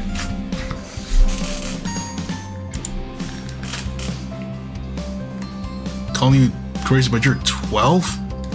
So you must be born 2013 then. Oh wow. Adulthood, bro. As soon as you become an adult, it's like now you gotta like just start getting money, just find jobs, start getting money and stuff like that. I'm like, damn. I'm still young though, I have long ways to go. Like I literally have long ways to go with this one, but damn, just gotta find like better jobs that pay more and stuff like that. We gotta protect the younger ones, indeed. Especially on something like this, but well, at least it's not too skimpy, I suppose. Like, oh man, that's good. I didn't know Eric is 12. Damn. Ha. Number 10 was my favorite number for a reason, Yori. Or was my favorite number 13? Or number 13? Whatever the case is, we hit the jackpot. Hooray! Unable to restrain their elation, Rico rushes in my direction, giving me a tight hug as soon as I'm within her reach. I'm so stunned by her improbable win that I hug her back, staring at the wheel with disbelief. How on earth Has she managed to win? Was this planned on a merry fluke? Either way, Riko managed to fulfill her promise. I had a great time and we're on the money now. The whole casino well aware of this fast, since everyone's come to see what the fuss is about. We've won. Hell yeah, we've won. I'm so happy I won't stop hugging you until we return to our room, Yuri, and even when that happens, I'll hug you some more. Bro, she gonna squeeze me dry at this point, bro. Yo, she gonna end up squeezing me dry at this rate. That sounds good. I guess, however, how much we've won exactly? If I'm not wrong, betting everything on the single digit should be paid at 35 times the amount bets, which would translate into 175 million yen. Alright.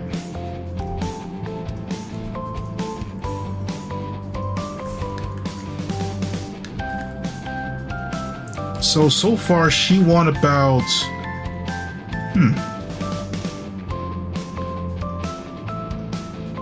So she won about $1,207,637. And now she's already a millionaire. So she went from like doing like betting all this stuff to now she got $1 million, 1.2 million at that. We're at age 16, that's when you're like prepared to start driving a car and stuff like that. I didn't drive till I was 17 at that. Not to mention JoJo's Friday Fest was your last resort for playing Mario Kart with. Because at that point you probably won't be playing Mario Kart as much, I'm guessing, with other people.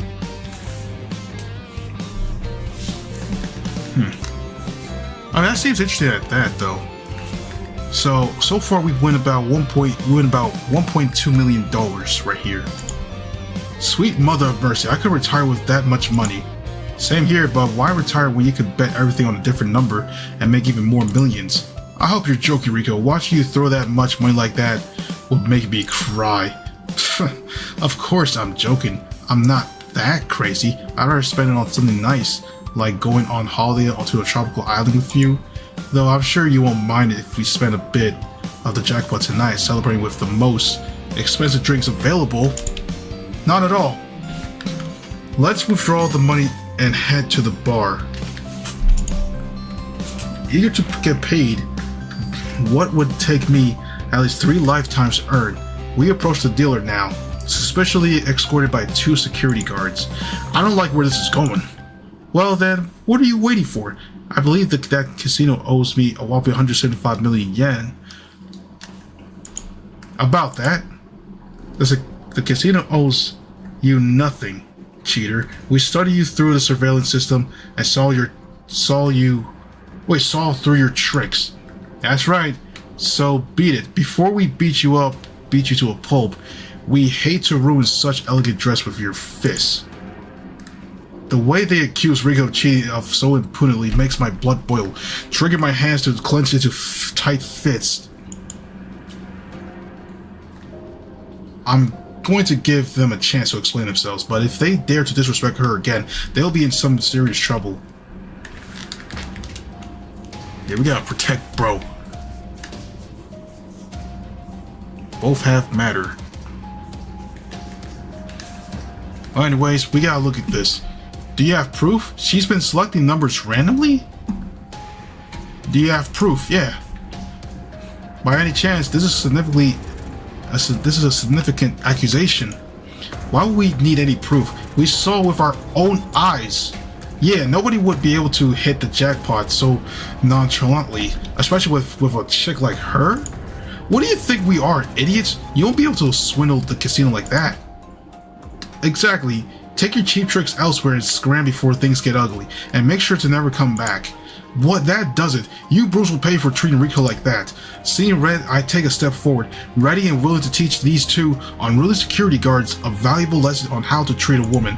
However, as things are about to heat up, Riko moves in front of me, preventing me from approaching them any further. Hey, there's no need to drop these morons. Yuri, if they want us gone, so be it. This is one of those lousiest places I've ever been anyway. It's not like we'll be missing out much.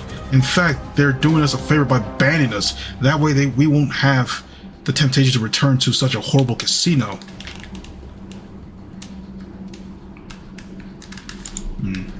Riko raised her voice so that everyone could hear her clearly, especially the ill-mannered security guards who escorted us to the exit. Once they're there, they slide the door shut with disdain, prompting Riko to stick her tongue warily before we ultimately head to our bedroom. After tonight, I'm not stepping into a casino ever again. So we didn't get our money. Like, bro, we did not even cheat. Like, what?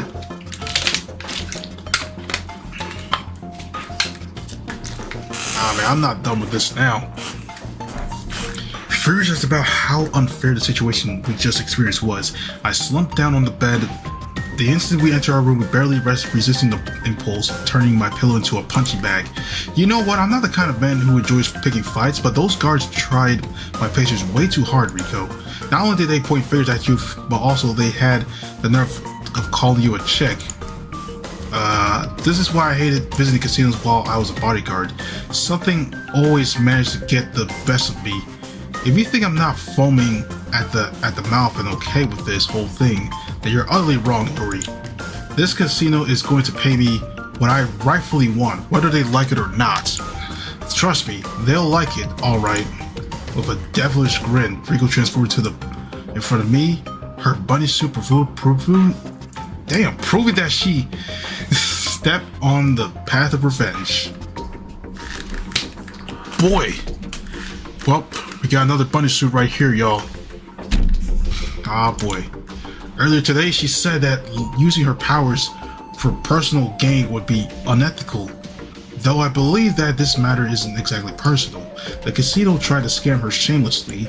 How can we be so sure they haven't done anything similar in the past? Or if they won't do the same thing again to another unsuspecting gambler?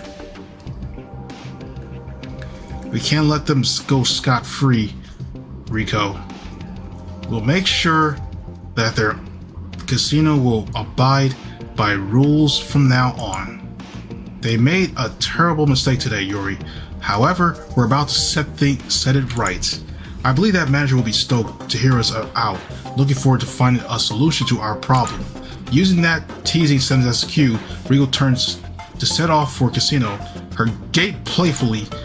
Eager to witness what she has in store for the greedy manager, I move to her side, prepared to let out a chuckle or two while she makes justice. Upsetting a bunny girl like Riko was a terrible idea, and it won't be long before they find out. These guys are about to get cooked right now. Walking into the casino as if she owned the place, Riko makes sure to draw everyone's attention, laughing stridently and boasting on top of her lungs. Hello everybody, we're back. Did you miss us much? Well, don't worry, we won't be going anywhere anytime soon. Yuri and I are here to stay. That's the outfit in question. That's the bunny suit right here. That's what they wear when they're about to do some business stuff.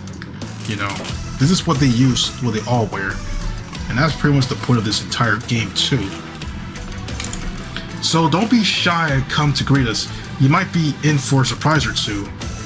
Picking on her devilish voices, the security guards who threw us out bolt to the entrance like that, like a stampede on the loose. Surprisingly, rather than threaten us with a beatdown, they timidly bow their heads, struggling to maintain eye contact with us. Well, she's not done with gambling. There's more than just gambling we're doing now. Dude, like, what kind of illusion Riko using for them to behave like this? Oh, it's you. We didn't know earlier. We swear, if we had known, we wouldn't have kicked you out like that, ma'am. Yes, exactly. We are extremely sorry for what happened. As you should. You are supposed to treat the CEO of the resort brand like that. I could fire by simply snapping my fingers, you know. And to top it all, I assure you never get another job in a hotel, no matter how much you try. The two regretful guards stare at Riko helplessly as she used her powers to pretend to be the owner of the place. No, please, there's no need for that, ma'am. We'll apologize on our knees if we must. Just let us keep our jobs. We won't treat anyone like that ever again. Fine. If if you say so. However, there's something amiss here. Did you two accuse me of cheating on your own, or did someone order you to do it? The manager asks us to get rid of you.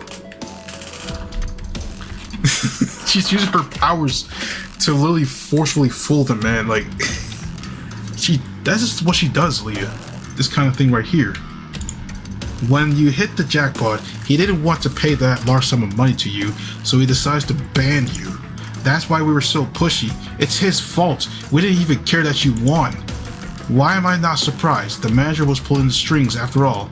Oh well, let's have a friendly chat with him, Yuri. He'll hear us out and set everything right. I now prompting Riko to mockingly push the guards aside with her hand as she begins to head deeper into the casino.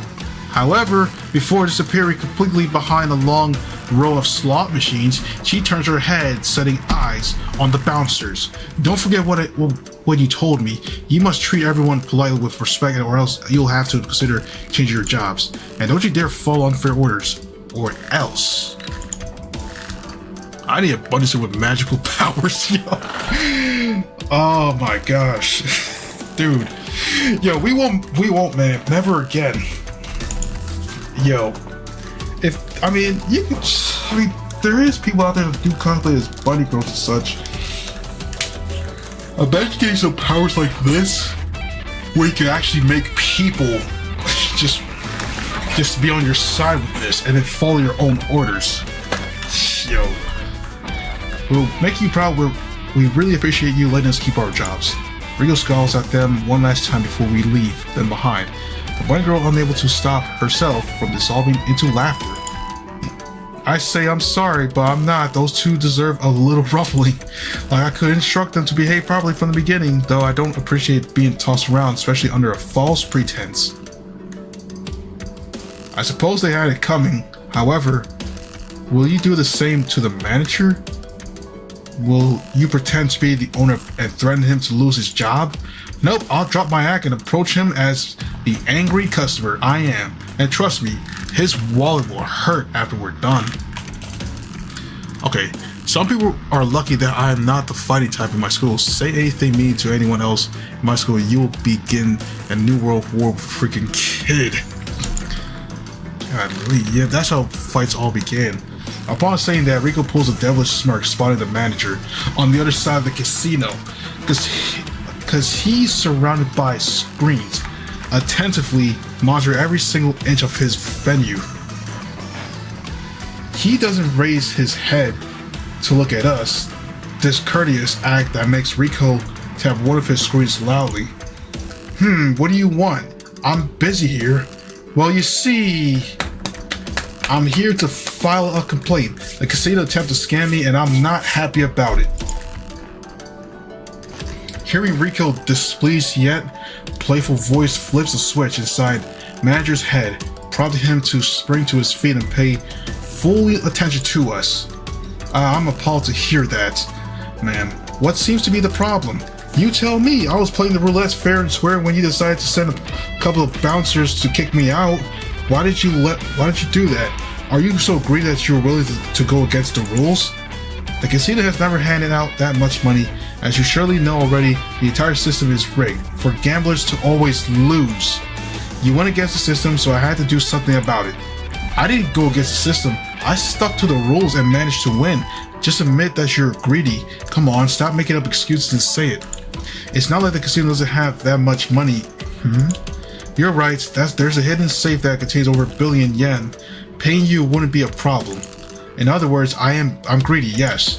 The man stutters, though the words Riko repeated many times finally makes it past his quivery lips. See, it wasn't that hard. Now, as you can imagine, I want you to make up for what you did. Of course, you can. What can I do for you to mend this embarrassing situation, ma'am? How about you give me the money I won at all my previous bets? I don't really need them, but I'll take them as compensation. Very well, I'll dispatch a guard to the safe so he can withdraw the money immediately and bring it to your room. Anything else?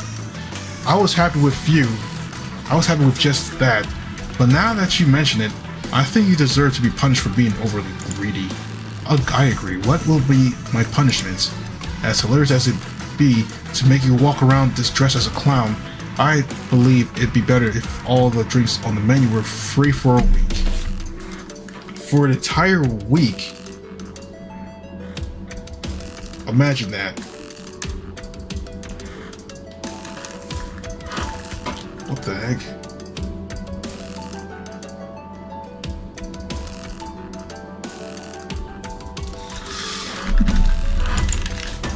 To all guests, not only us, and want them to go, and want them to know. Got it? I understand, yes. I'll place signs across the hotel and inform everyone about this change. What would that be all? Disposed to comply blindly, the manager waits patiently for Rico's judgment, who, after some thought, shakes her head teasingly while giggling. Nah, this will do. However, you've got to stop being that stingy and allow those to win a lot of money to cash it out without any impediments. You seriously can't spoil people's experience like that again. Very well, ma'am. I'll refrain myself from causing a similar ruckus in the future. Sorry for the inconvenience. No worries, I've got what I deserve, and the guests are going to receive a nice little treat. Life is good. Finishing her intervention with a wicked grin, Rico gestures to me to follow her. The manager sitting down in front of his desk without wincing. You weren't kidding when you said that his wallet would hurt, Rico. An entire week of unlimited free drinks will cost the hotel millions of yen. That's nothing. I bet that they make that much money in a single night of gambling. They'll be fine. Oh yeah, talking about that, how about we take advantage of this generous offer and have a drink at the beach bar? All's well that ends well. In our case, it'll end with 175 million yen in our pockets. I guess I could go for a drink. The night's young, and success always calls for celebration. That's the spirit. Pleased with my response, Rico transforms back to her regular self when it's safe to do so, wrapping her arms tightly around mine as we walk towards the beach bar. Could Rico's payback be considered a mission of some sort? Ironically, as it was awfully similar to when we entered the police station and even the company's headquarters. Not that I care, to be honest. I have fun watching the poor man set everything right. I can totally see myself getting used to going out like this more often. This seems like one of those good things. I like that.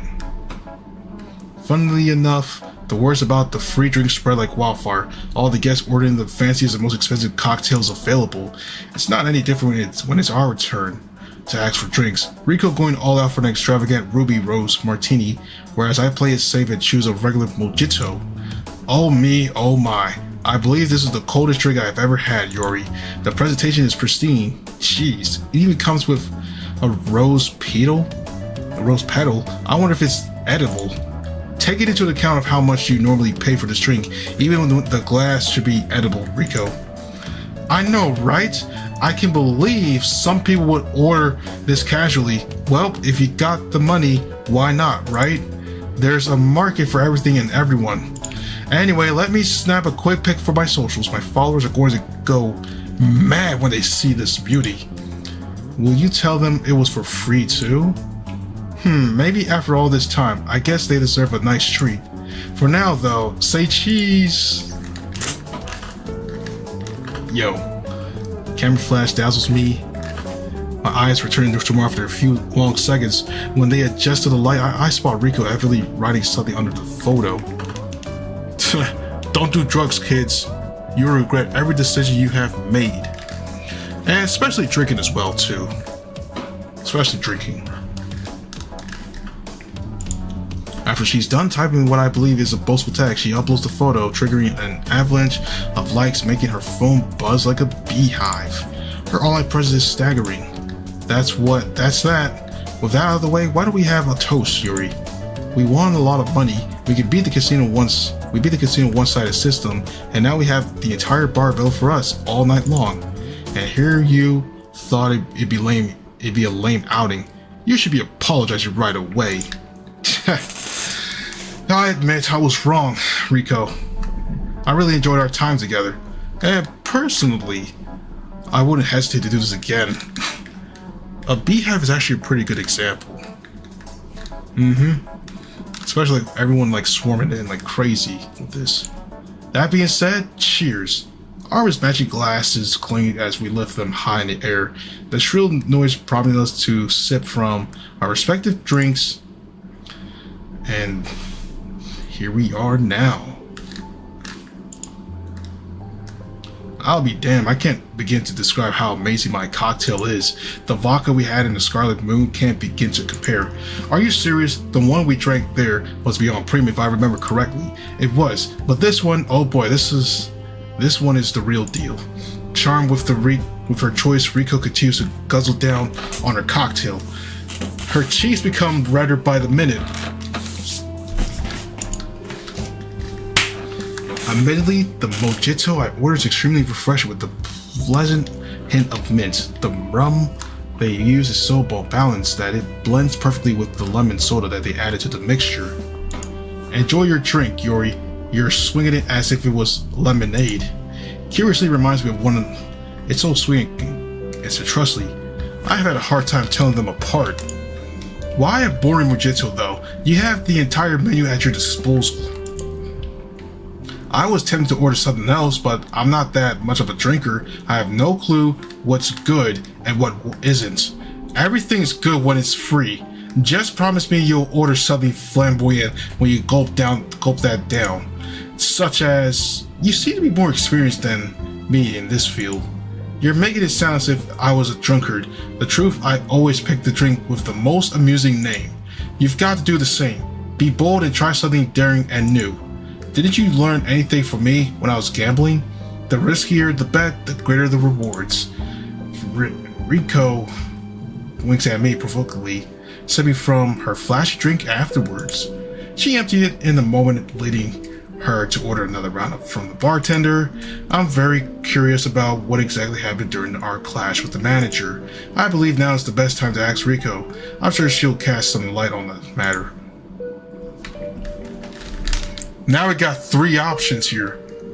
Ask Rico if she was gambling randomly. Ask Rico about the punishment. Ask Rico if she ever used her powers like this in the past. I mean, she has used in the past back in Sakura Bunny, the first one I played, so. The riskier the bet, the more money you say bye-bye to.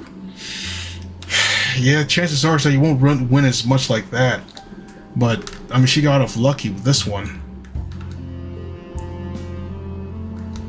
She wasn't gambling randomly, though, so it's not. I guess we can ask about the punishment, I suppose. I agree you deserve to be given the money you want, Rico. However, I'm not on the fence about whether granting you free drinks to everyone or an entire week is too much or not. Indeed, it may not be a big expense to the hotel, though. Was it really necessary?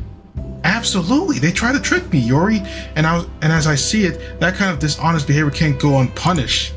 Would you have preferred to change the manager's attire for a clown suit, because that's still doable?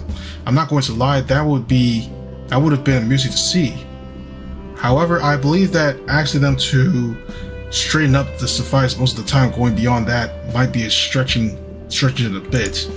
I understand what you're trying to say. I guess it kind of feels like I'm exploiting them for my profits, but think about this for a second. Now, thanks to me and all the guests, we'll have a much more pleasant week. I'm spreading the joy, and nobody's being harmed, right? Nor anyone's being taken advantage of. Well,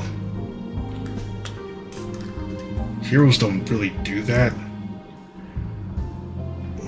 I mean, heroes don't really do kind of things like this where they just accidentally free just for a week. Well, in most cases, stuff like this kind of do happen in shows like that. I suppose this would be worth it, though. You might not be exactly applied to this case, but sharing is caring. You're teaching the casino a lesson and benefiting people who weren't involved. I reckon that this kind of punishment is acceptable. However, you must ensure that this will never get out of hand. And pretty much those who got screwed over as well, like scammed and all that, so. Yeah. Your powers come with great responsibility, Rico. That's very true. That's why I use them exclusively for good, but you'll have to admit that some mischievous is fun along the way, Yuri. Otherwise, doing what's right will be such a snooze fest. Superheroes like me deserve more excitement as well. Heh, I can't argue with that. Not to mention that there are no written rules about how a hero has to behave. Ha! Exactly. Isn't that convenient?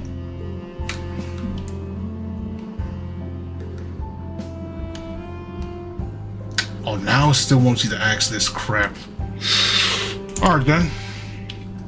After all this time, I'm still not sure, Rico. Were you playing random or did you follow some sort of a secret strategy? You appear to be extremely confident with your last bet.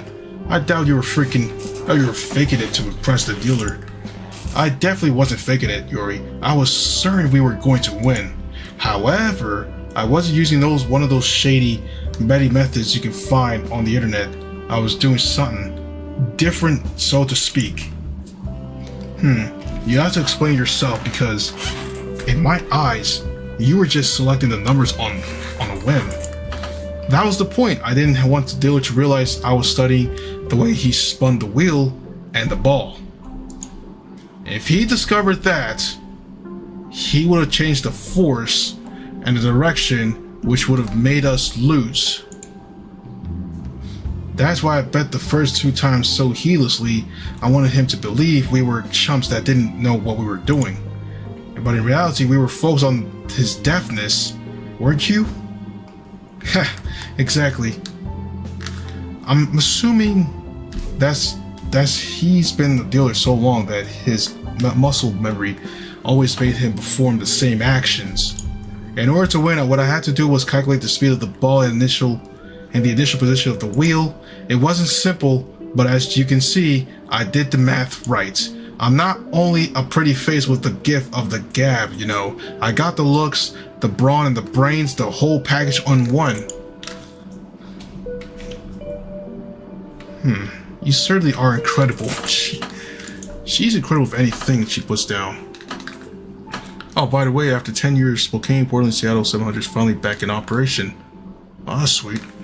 Well, it's good to see this thing is back up and running.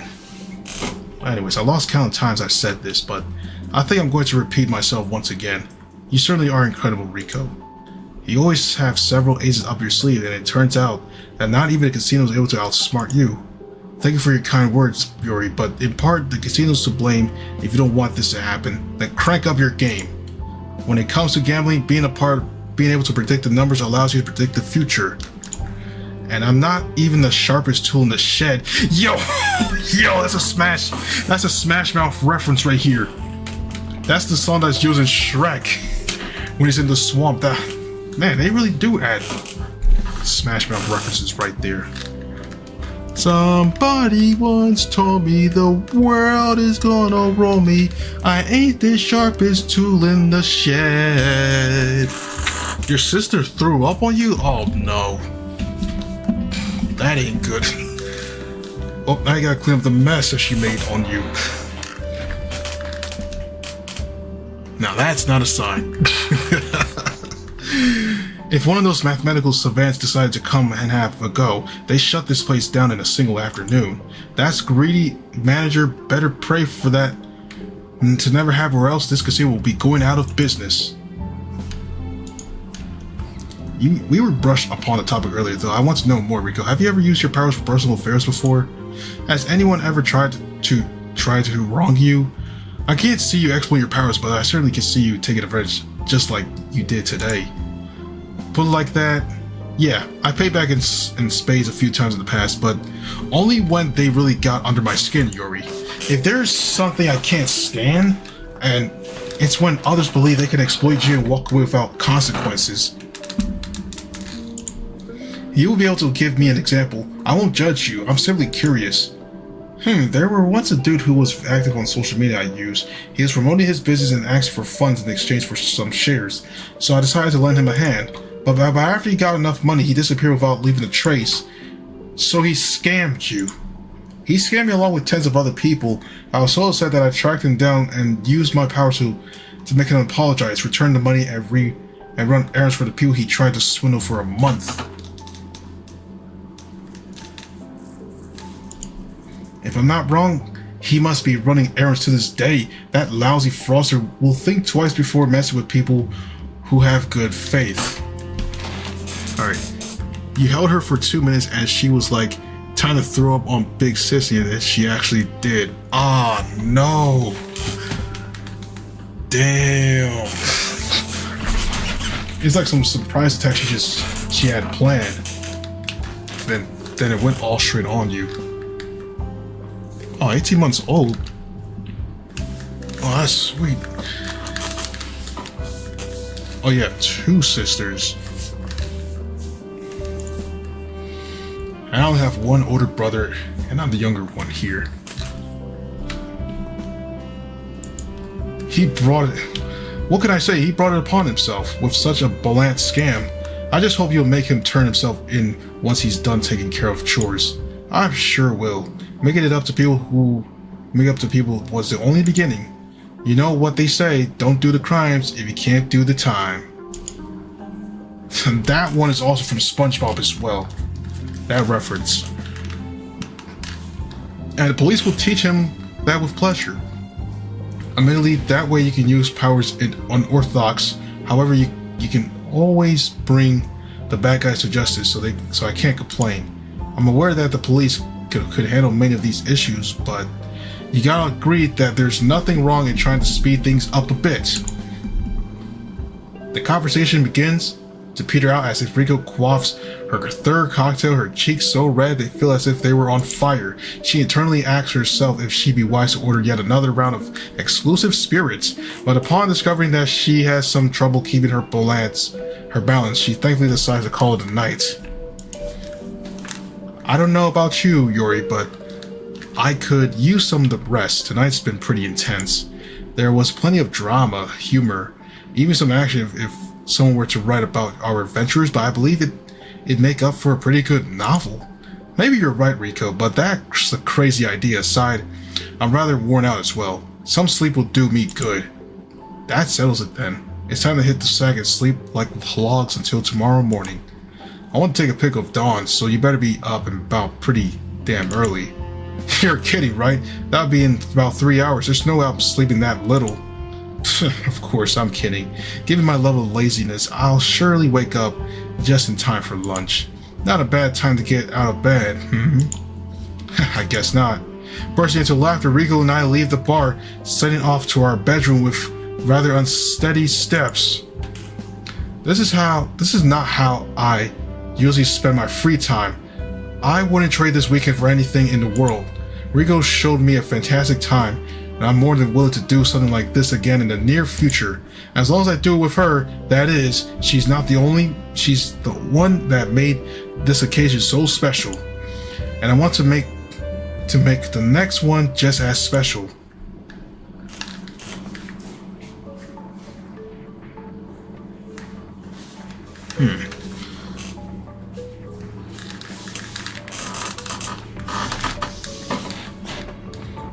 My brother, Bro's about 24. Judging by how often incidents happen to us, the rest of the weekend passes by uneventfully. Rico and I enjoy our time together by going to the beach and for some quick dips, and then having some generous drinks at the bar. She tried to persuade me to visit the casino again and emptying their foul fault with their gambling skills, though I barely managed to convince her it'd be better just to bask in the tropical weather. I don't think she ever revealed her financial power to me, but I believe she has more money than she can spend.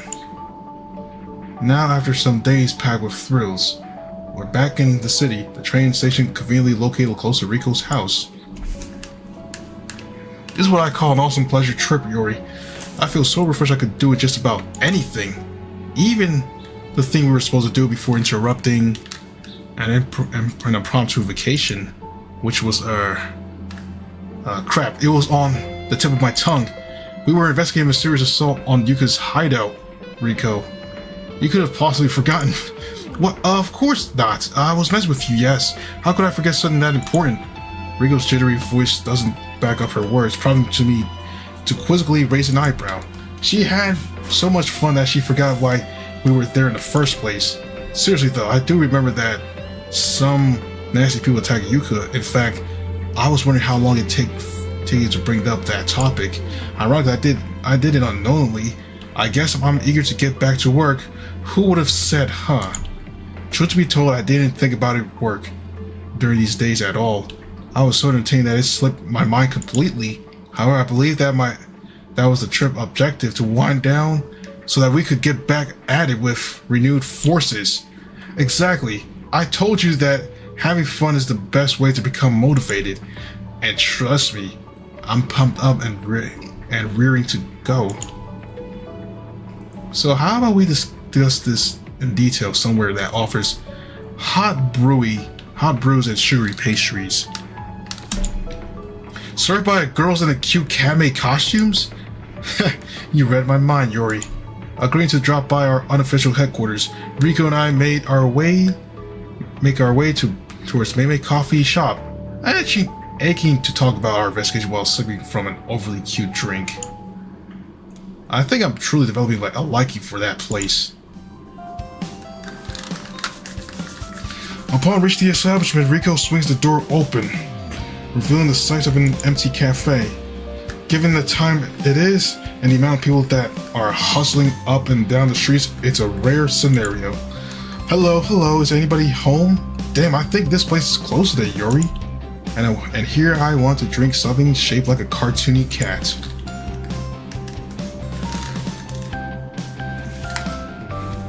Maybe also deserves to rest a bit. However, if that's the case, why was the door left unlocked? One time I was eating burrito when I was near the end of burrito. He said, man, there was no sour cream in this. Then when I took the final bite, it was entirely sour cream the whole time. It's like at first it wasn't there, but this whole time it was actually there then. Man. Man. Because I'm still inside, sir. I was tending to some pressing matters. Running a business is much harder than it seems, only if it was as simple as serving coffee pastries while cracking cat puns. Upon hearing our voices, Maymay darts out of the cafe's back room, greeting us with her usual courteous yet playful bow. So you're dealing with paperwork and that kind of tedious stuff, I take it. What a waste of time.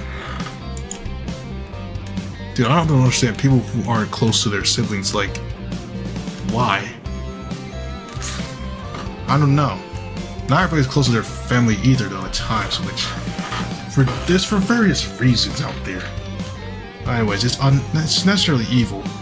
I'm afraid by filling those in the endless forms, I ensure that everything's perfect and up to date for my customers.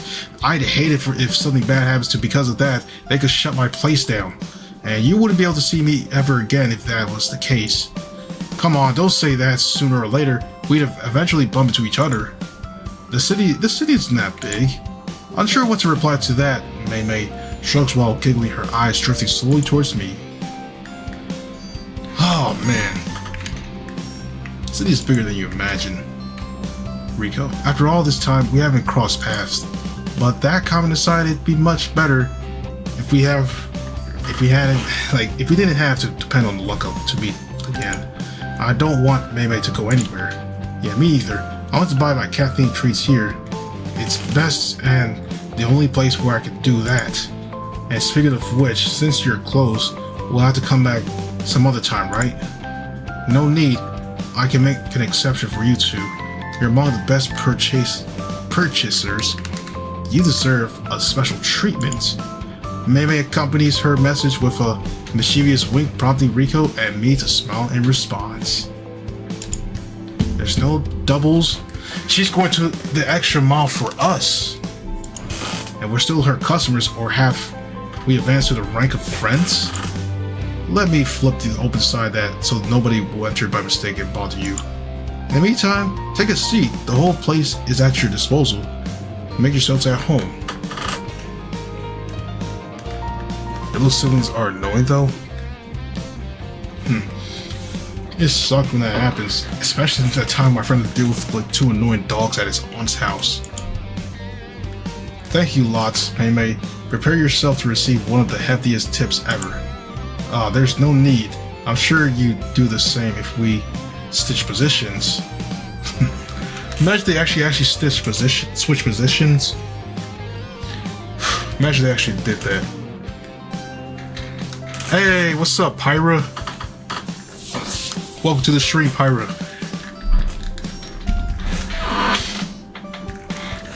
Yeah, it has been a hot minute, bro.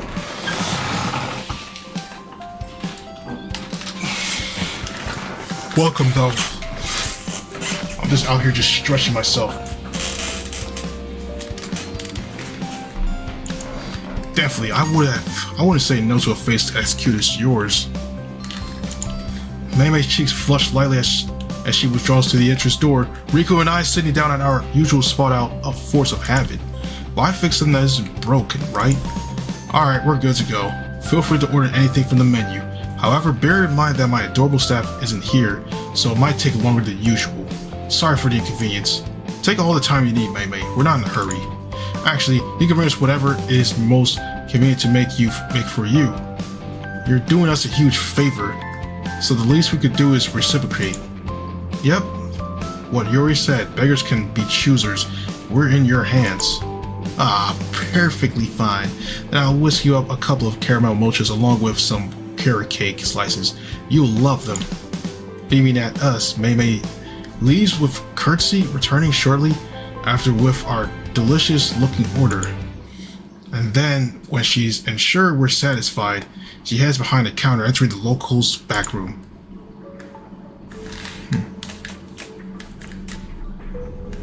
You're officially out of school. Awesome.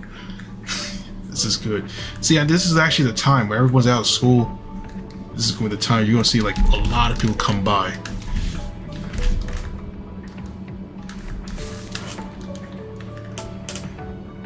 Oh, it's raining? Damn. I'm amazed I didn't notice this place sooner, Yuri. I've got to make up for all the times I could come but didn't.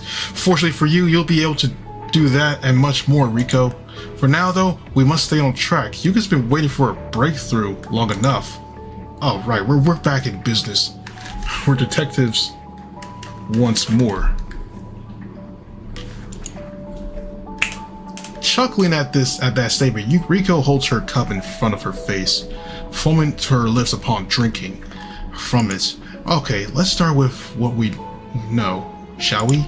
According to you, I trust your judgment, even if I have some tiny qualms because of my past with her Satomi innocence along with her company. Correct, they're no longer suspects. We also know that whoever bribed the commissioner was wearing a suspicious bunny suit similar to the one I wear when I transform, which hints that there's another bunny girl in the city, one that neither of you three was aware of. Which brings us to what we don't know. Are you ready for bed? You got the box braids done the other day. Hey, that's awesome. That's what's up. We're still not sure if that mysterious person is actually a bunny girl. It could be someone wearing a bunny suit for the sake of it. Maybe someone who's a fan of us. We've been seeing, so our existence, even if still obscure, isn't a well-kept secret. I sip from my cup, the sweet flavored of the toast caramel helping from the formulate response.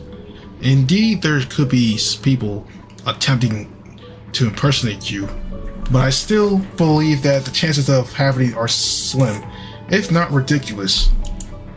Why would a so-called fan bribe the police and help a group of armed people take down Yuka's gang?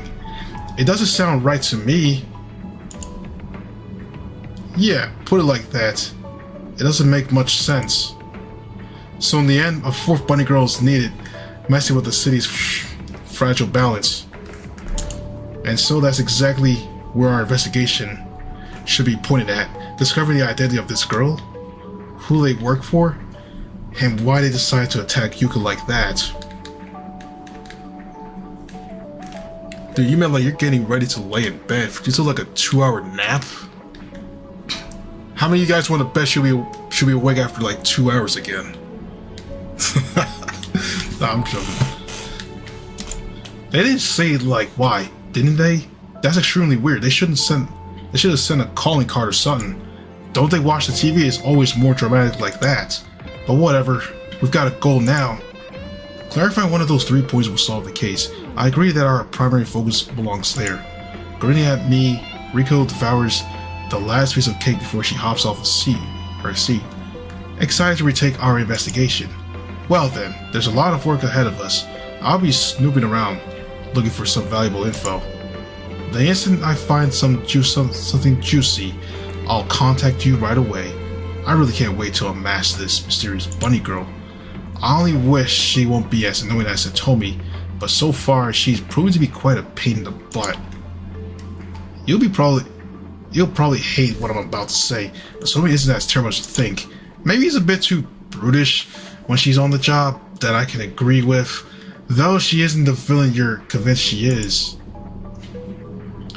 Opting to not answer me with words, Riko pouts like an annoyed child would, sticking her tongue out moments before she turns out her heel and exits the cafe.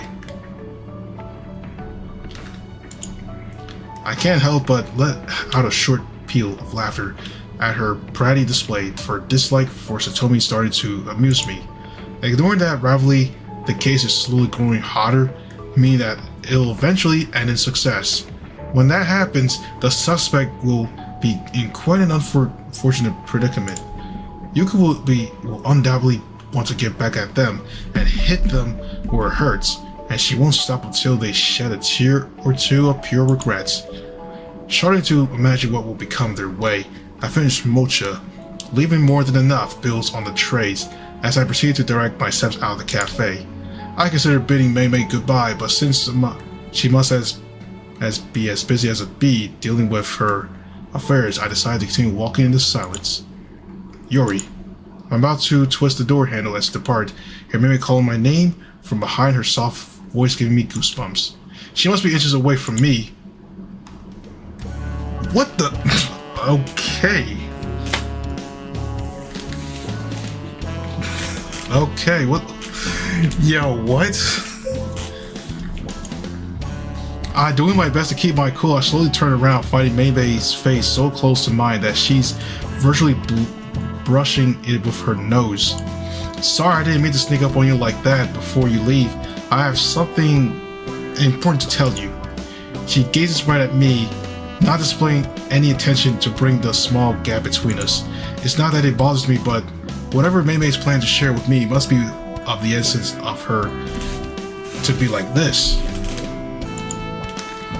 Alright, what is it, Mei-Mei? I'm ready to hear you out. It's about your friend's attack. I think I can help you out with that. My eyes widen like slate, disbelieving Mei-Mei's aware of such delicate matters. Are all the walls of this cafe that thin? Excuse me, you aren't really supposed to know any of that. You'll have to tell me how you got to learn about this topic, Mei-Mei. Please don't get mad at me, but I managed to overhear some of your conversations, Yuri. I didn't do it on purpose, I swear. I'm not such a prying kitten. Alright, I'm going to assume you're telling me the truth. What can you tell me about the attack? I don't know much about the attack itself, only that a group of people targeted a gang had their turf located in the old neighborhood.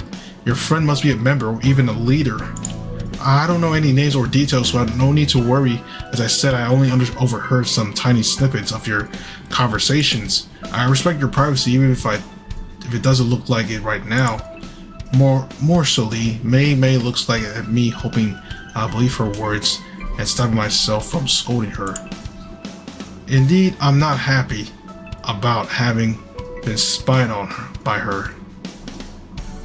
Though I believe Mei when she says that it was an accident rather than something intentional. Just this once, I'm going to let it slip. Oh well, at this point I guess this point is trying to keep this issue a secret. Yes, my friend is the leader of said gang, and yes, some people attacked them out of the blue. She hired me to find out the culprit since such a heinous action can't go unpunished. Is that why you've been moving up and down and so much lately with those other friends of yours? Precisely. They're helping me with the investigation. I mean, look, we're trying to find a solid lead on that'll draw up us closer to the preparations, or the perpetrators. That's where I come in, Yuri. I believe some info for you, maybe even a lead. This kitten has been working hard to lend you a hand. As the conversation draws to a close to the topic at hand, Mei lets me go, taking a step back so that we can discuss it properly. Her intervention has Raise many questions. I have faith you'll be able to answer to them all. It's like a lot of this right here.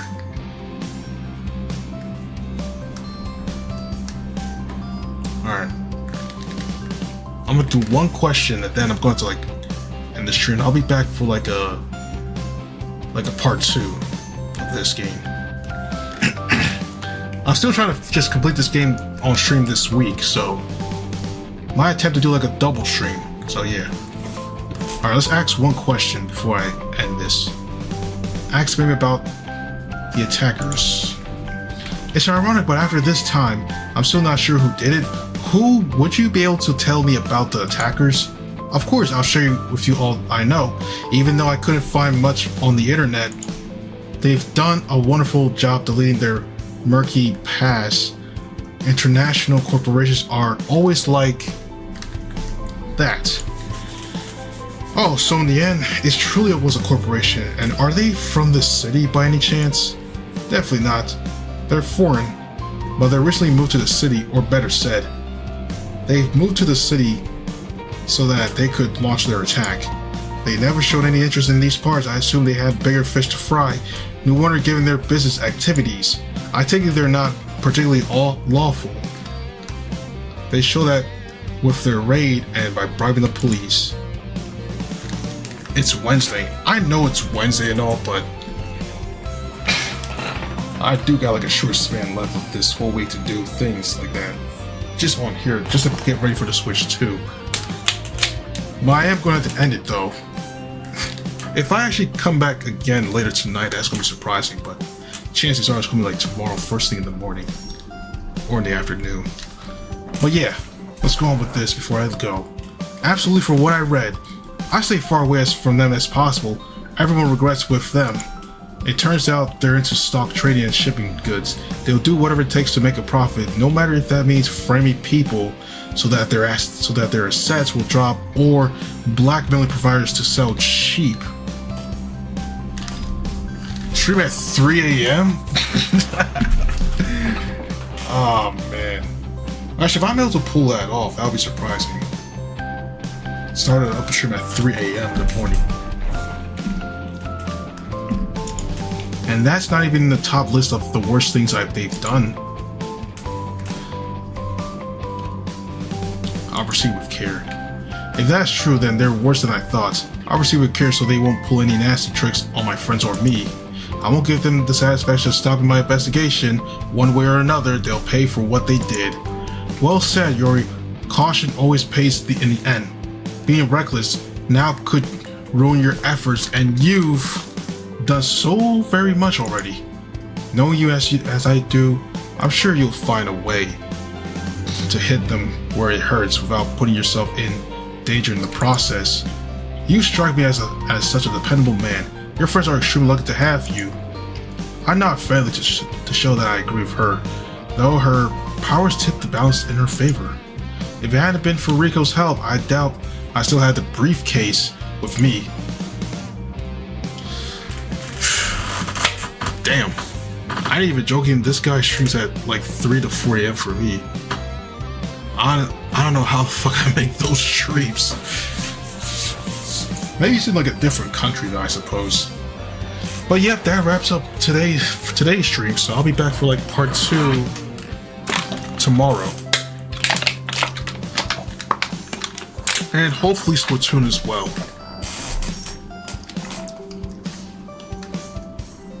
I'm just gonna go here and just save this.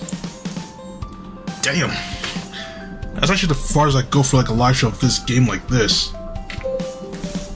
Alright, let's go back to the main menu. Alright, it's right there. Sweet! Alright everyone. That concludes the end of today's live stream, everyone. So thank you guys for coming by today on this visual novel game. Don't forget to like, comment, subscribe. And I'll see you guys in the next one.